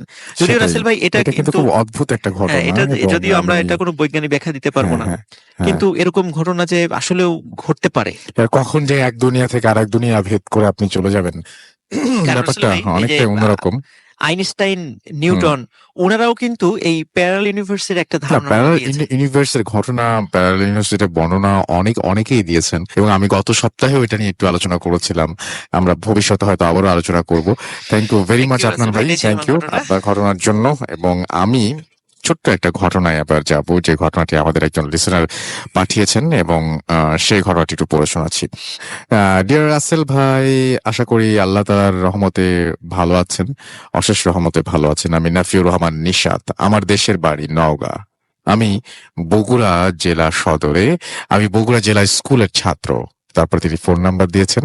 যাই হোক, আমি আজ 2টি ঘটনা লিখছি। পড়াশোনার ব্যস্ততার কারণে আমি স্টুডিওতে যেতে পারছি না। যদি ঘটনা ভালো লাগে তাহলে প্লিজ ভূত এফএমে শুনিয়ে দেবেন। ঘটনায় আসি। ঘটনা 1, 2013 সালের ঘটনা। দিন ঠিক মনে নেই। ঘটনাটি বগুড়া জেলার আদমজি উপজেলার। সেদিন এক আত্মীয়র বাচ্চা হওয়ার কথা। উনি আমার মায়ের চাচাতো বোন, অর্থাৎ আমার খালামণি ছিলেন। তখন আমি, আমার নানি, বাড়ির লোকজন গ্রামে ছিলাম। গ্রামের নাম পুশিন্দা সর্দার পাড়া। হঠাৎ খালামণির পেটে ব্যথা শুরু হওয়ায় তাকে আদমজির এক ক্লিনিকে ভর্তি করা হয়। ক্লিনিকের নাম সঠিক মনে নেই। তখন ছিল রাত 11টা। গ্রামে সাধারণত 8টা থেকে 9টা বাজা মানেই অনেক রাত। যদিও আদমজি এবং সেই রাস্তায় বাস, ট্রাক, সিএনজি সব চলতো, কিন্তু সে রাতে আমরা কিছুই খুঁজে পাইনি। অনেক খুঁজির পর 2টা চার্জের ভ্যান পেলাম। প্রথম দফায় খালামণি আর তার মা, বোন, আমার খালু গেলেন 2টি ভ্যান নিয়ে। তারপর ভ্যানগুলো আমাদের নিতে আসে। আমাদের সাথে ছিল আমার মা, আমার মামা সহ আরো অনেক আত্মীয়। তারপর আমরা প্রায় রাত 12:30টায় পৌঁছাই। অনেক অপেক্ষা করার পর খবর পেলাম আমার খালামণির ছেলে সন্তান হয়েছে। ক্লিনিকে আমাদের থাকার জায়গা ছিল না, তাই সেই ভ্যান নিয়ে আমরা গ্রামে ফিরে আসি। সঙ্গে আমার মা, আমার নানি, আমার মামা, আমার নানা। মাঝপথে শিবপুর নামের একটা জায়গায় হঠাৎ কিছু করুণ আর্তনাদ এবং কিছু অট্টহাসি শুনতে পাই, এবং জায়গাটির নাম ছিল শিবপুর। করুণ আর্তনাদ শুনি। তখন রাত 3টা। আমরা সবাই অনেক ভয় পেয়ে গেলাম। আমার মায়ের কাছে একটা চাদর ছিল, সেটা নিয়ে আমরা আমাদের মাথা ঢেকে ফেলি। চাদরটা বড় ছিল বলে এক ভ্যানের সবার মাথা ঢাকা যাচ্ছিল না, অন্য ভ্যানেও কেউ ছিল না, এক ভ্যানেই সবাই যাচ্ছিলাম। কিছুক্ষণ পর আমার নানি সে এলাকায় একটা সত্য ঘটনা বলেন এইখানে এক ক্ষেতে এক মানুষকে গলা কেটে হত্যা করা হয়। এর মাঝে মাঝে এই রাস্তা দিয়ে ধারে নাকি তাকে দেখা যায়। আর অনেকেই যারা এই রাস্তা দিয়ে যান, তারা তখন যাওয়ার সময় সেই ভদ্রলোক বা যার গলা কাটা হয়েছিল তার আর্তনাদ শুনতে পান। এমন সময় গরম লাগায় মাথা বের করলাম, করে যা দেখলাম বলার মতো না। দেখলাম ভ্যানে একটা গলা কাটা মানুষ বসে আছে, এবং ভ্যান চালক তার সামনে মৃত অবস্থায় পড়ে আছে। ভ্যান জানি না কিভাবে আপনা আপনি চলছিল। আমি সাথে কান্না শুরু করে দেই সাথে সাথে, এবং সবাই চাদর সরিয়ে পড়ে। কি হয়েছে আমি কথা না বলে কান্নার ছলে হাত দিয়ে সেই ভ্যানটির দিকে ইশারা করলাম। সবাই দেখে সেই ভ্যানের চালক সেখানে আশেপাশে নেই। এর পর দিন সকালে আমি আমার খালামণিকেও দেখতে চাইনি, কারণ আমরা যা দেখেছি তা আর কোনোদিন দেখতে চাই না। তবুও দিনের বেলা ছিল বলে সাহস করে দেখতে চাই। রাস্তায় দেখা যায় সেই ভ্যান সেখানেই আছে। তখন আমার নানা, আমার মামা বলে যে একটু একটু দাঁড়াও, আমি দেখি সেই চালক আশেপাশে আছে কিনা। কিছু দূর গিয়ে দেখতে পান ভ্যান চালক গলাকাটা অবস্থায় পড়ে আছে এক ক্ষেতে। চালকটির বাড়ি আমাদের কাছে গ্রামেই ছিল বলে বাড়ির মানুষকে জানানো হয়। তারপর চালকের বাড়ির লোকজন এসে তাকে নিয়ে যান। কেউ যদি রাতে আদম দেখি যান, প্লিজ মাঝ রাতে যাবেন না, আর যেতে হলে সঙ্গে অন্তত 2-3 জনকে নিয়ে যাবেন। এবং ঘটনা 2, এটা ছিল মালয়েশিয়াবাসী আমার নানার কাছ থেকে শোনা, দিন তারিখ মনে নেই। কুয়ালালামপুরের কোনো এক জায়গায় নানা চাকরি করতেন, সেটা ছিল বেসরকারি এক কোম্পানি। তো সেখানে অনেক দেশের মানুষ কাজ করতো। এখন আসল ঘটনায় আসি। নানা তার কিছু বন্ধু মিলে অফিসের পাশে একটা ফ্ল্যাট ভাড়া নেন এবং একদিন আফ্রিকান নিগ্রোদের মতো 3-4 জন মানুষ নানার ফ্ল্যাটের নিচতলা ভাড়া নেন। আমার নানার এক বন্ধু ছিল ধার্মিক, তার নাম ছিল আবু আলী। তো তিনি কাজ শেষে ফ্ল্যাটে ফিরে নামাজ কালাম পড়ে খাবার দাবার তৈরি করছিলেন। হঠাৎ সেই নতুন ভাড়াটিয়া আসেন এবং এসে তার সাথে কুশল বিনিময় করেন। হঠাৎ এরপর একদিন নানার সেই বন্ধু নিখোঁজ হয়ে যান। নিখোঁজ হওয়ার 3 দিন পর নানা সেই নতুন ভাড়াটিয়া কাছে যান এবং সেখানে গিয়ে তাদের সাথে অনেক গল্প গুজব করেন এবং এক সময় এমনি ভাবে তিনি রান্নাঘরে যান। রান্নাঘরে তখন কেউ ছিল না। নানা সেখানে গিয়ে দেখেন অনেক গল্প গুজব। নানা সেখানে গিয়ে দেখেন যে সময় নতুন মানুষের দেখেন যে তাদের অনেকের গল্প গুজব। আচ্ছা এক সময় এমনি করে রান্নাঘরে তখন কেউ ছিল না। নানা সেখানে গিয়ে দেখেন যে সে সময় নতুন মানুষদের ফ্রিজ খোলেন। আমি এটা বুঝলাম না এই জায়গাটা। তারপর বাঘ হারিয়ে ফেলেন, তার চোখে পানি চলে আসে, সাথে সাথে মনে আসে ভয়। তিনি তার নিখোঁজ বন্ধুর কাটা মাথা দেখতে পান, হাত পা কিছুই ছিল না, শুধু মাথা ছিল। তিনি অনেক কষ্টে ভয় আর কান্না চাপিয়ে তাদের বাড়ি থেকে চলে আসেন। তিনি ঘটনা কাউকে জানাননি। তার ঠিক 2 দিন পরে চাকরি বাদ দিয়ে তিনি বাংলাদেশে চলে আসেন।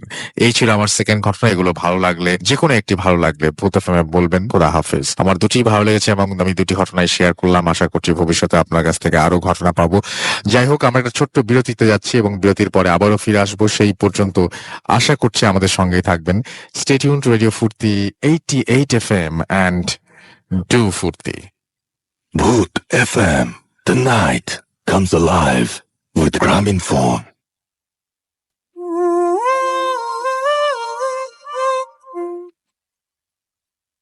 Yes, the night comes alive with Gramophone. শুনছেন সবসময় রেডিও ফুর্তি 88 FM। আমি রাসেল আছি, সাথে আমার সাথে রয়েছেন আজকের অতিথিরা এবং এই মুহূর্তে হাফেজ মাইনুদ্দিন ভাই আছেন। আমরা তার কাছে যাব এবং তার একটা ঘটনা শুনে আসবো। ঘটনাটা অদ্ভুত টাইপের আছে, চলুন আমরা শুনে আসি। আসসালামু আলাইকুম। আমি যে ঘটনা বলবো সেটা নওগাঁর। ওয়ালাইকুম আসসালাম। আমি নওগাঁর যে জায়গাটাতে এবার যাওয়া হয়েছে, এর আগে ওই নওগাঁ ডিস্ট্রিক্টে যে ঘরটার বিষয় যে আমার কাছে আসছিল যে লোকটা সমস্যার জন্য, তো আমি তো সেদিন যেতে পারিনি। তো ওই লোককে আমি বলে দিয়ে আসছিলাম যে ঠিক আছে আপনি যান, যাওয়ার পর আমি ফোনে কথা বলবো সেখানে এবং কি করতে হবে সে কাজটা আমি বলে দেব।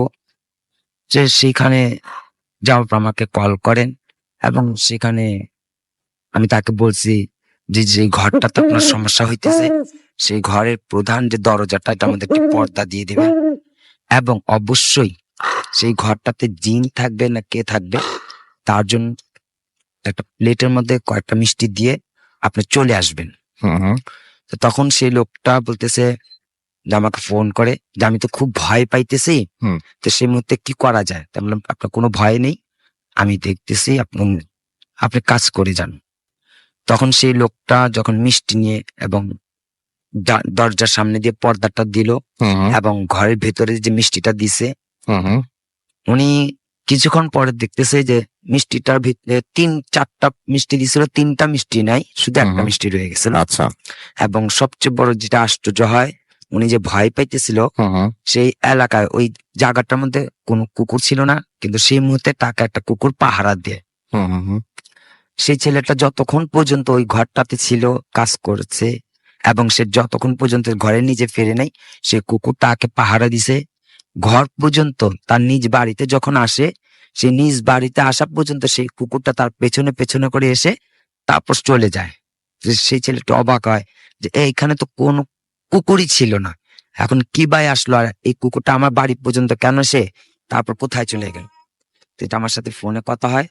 তো এবার আমি গিয়েছিলাম সেই জায়গাটাতে, একটু জঙ্গলের ভিতরে সেই ঘরটা, সবচেয়ে বড় যেটা আশ্চর্যজনক বিষয়, ঘরটাতে মাটির দেয়াল, ফাটল ধরা, সূর্যের আলো পর্যন্ত সেই ঘরটাতে প্রবেশ করে না, অন্ধকার থাকে। আমি সেখানে আলোর ব্যবস্থা করার জন্য মোমবাতি দিলাম জ্বালানো, এবং মোবাইলের যে টর্চ লাইট আছে সেটাও জ্বালালাম, তবু আলো হয় না, অন্ধকার থেকে যায়। একটা বাঁশ দিয়ে একটা দেয়াল যে আটকে রাখছে, এত ঝড় তুফান এত কিছু হয়, সেই দেয়ালটা ধসও পড়ে যায় না, দেয়ালটা একটা বাঁশের উপর আটকে আছে, অথচ এটা বহু বহু পুরনো ঘরটা। এর পরবর্তীতে আমি যে কাজগুলো করি সেই ঘরটাতে আমি ভেতরে প্রবেশ করি এবং সেই মাটিগুলো হাত দিয়ে দেখি, এই মাটির চারপাশের দিকে বিষাক্ত সাপ, বহু ভয়ানক সাপ, খুব শব্দ হইতেছে এবং বিষাক্ত সাপ রয়ে গেছে। এবং সবচেয়ে বড় আশ্চর্য আমার কাছে যে বিষয়টা হইতেছে, আমি যখন ঘরের বারান্দাতে মানে দরজার সামনে দাঁড়ানো ছিলাম, ভেতর তো খুব গুটগুটে অন্ধকার, কোনো আলো প্রবেশ করে না। সেই দেয়ালের আমার ডান পাশে দেয়ালের মধ্যে এবং আমার মুখ বরাবর, সোজা বরাবর, দুই দেয়ালের মধ্যে শুধু চোখ দেখতে পাইছি, কোনো বডি, কোনো দেহ, কোনো মাথা, হাত, পা, কোনো কিছু দেখা যায় নাই। শুধু আমার ডান পাশে দেয়ালের মধ্যে দুটা চোখ আর আমার সোজা বরাবর দুটা চোখ দেখা গেছে, এবং তখন খুব আলোকিত। পরে এটা দেখার পরে আমি চলে আসলাম। এটা যখন দেখে আমি ওইখানে ঘরটাতে ফিরে আসার পরে যে আমাকে নিয়ে গেছিল তার ঘরে বসে মোরাকাবায় বসলাম, এই ঘরটা বিষয়ে কি আছে। তখন সেই ঘরের মধ্যে যিনি থাকেন সেটা একটা জিন ছিল। সে আমার কাছে বলল আমার জন্য কিছু খাবার ব্যবস্থা করে দিবা। পরবর্তীতে আমি তার জন্য মিষ্টি এবং কিছু ফলের তৈরি করি, এবং ওই ঘরটাতে যখন দেওয়া হয় তো সেখানে খাবারটা দেওয়ার মধ্যে আমার কিছু ভুল থাকাতে সে আমাকে একটু আঘাত করে, আমি একটু আঘাত পাই, আমাকে আঘাত করা হয়। আমার এখানে সেটা একটা ভুল ছিল। এবং শেষ পর্যন্ত আপনি তখন কি করেন? আপনার শেষ পর্যন্ত আমি জানতে পারি সেটা অনেক পুরনো আমলে ছিল এবং একটি জিন ছিল এখানে, জিন আচ্ছা বসবাস করত, এবং এটা পরহেজগার জিন। আচ্ছা, ওইখানে গ্রামের লোকগুলো সেখানে একটু খাবার দিত, আপনি সেগুলো নিষেধ করে দিয়ে এসেছেন। হ্যাঁ আচ্ছা আমি বলছি এগুলো দেবেন বন্ধ না, করতে কারণ এটা হবে। একটা কুসংস্কার, আচ্ছা, এগুলো নিষেধ করে কিন্তু এখন কি সেখানে সমস্যার সমাধান হয়েছে? সমস্যার সমাধানের দিকে আসছে। ওকে, থ্যাংক ইউ ভেরি মাচ, আপনাকে অনেক অনেক ধন্যবাদ, এবং আশা করছি যে আপনাদের অনেক বেশি ভালো লেগেছে ঘটনাটি। যাই হোক, আজকে সব ঘটনাগুলো অদ্ভুত লেগেছে। আমাদেরকে লিখেছেন এটা আমাদের সোহেল ইসলাম নাহিদ, এছাড়া আছেন মেহেদি, আমাদের সঙ্গে ফারহান কবির আছেন, আমাদের সঙ্গে আছেন ফারহান কবির নাজিন, এছাড়া মাহমুদ হাসান আমাদের সঙ্গে আছেন,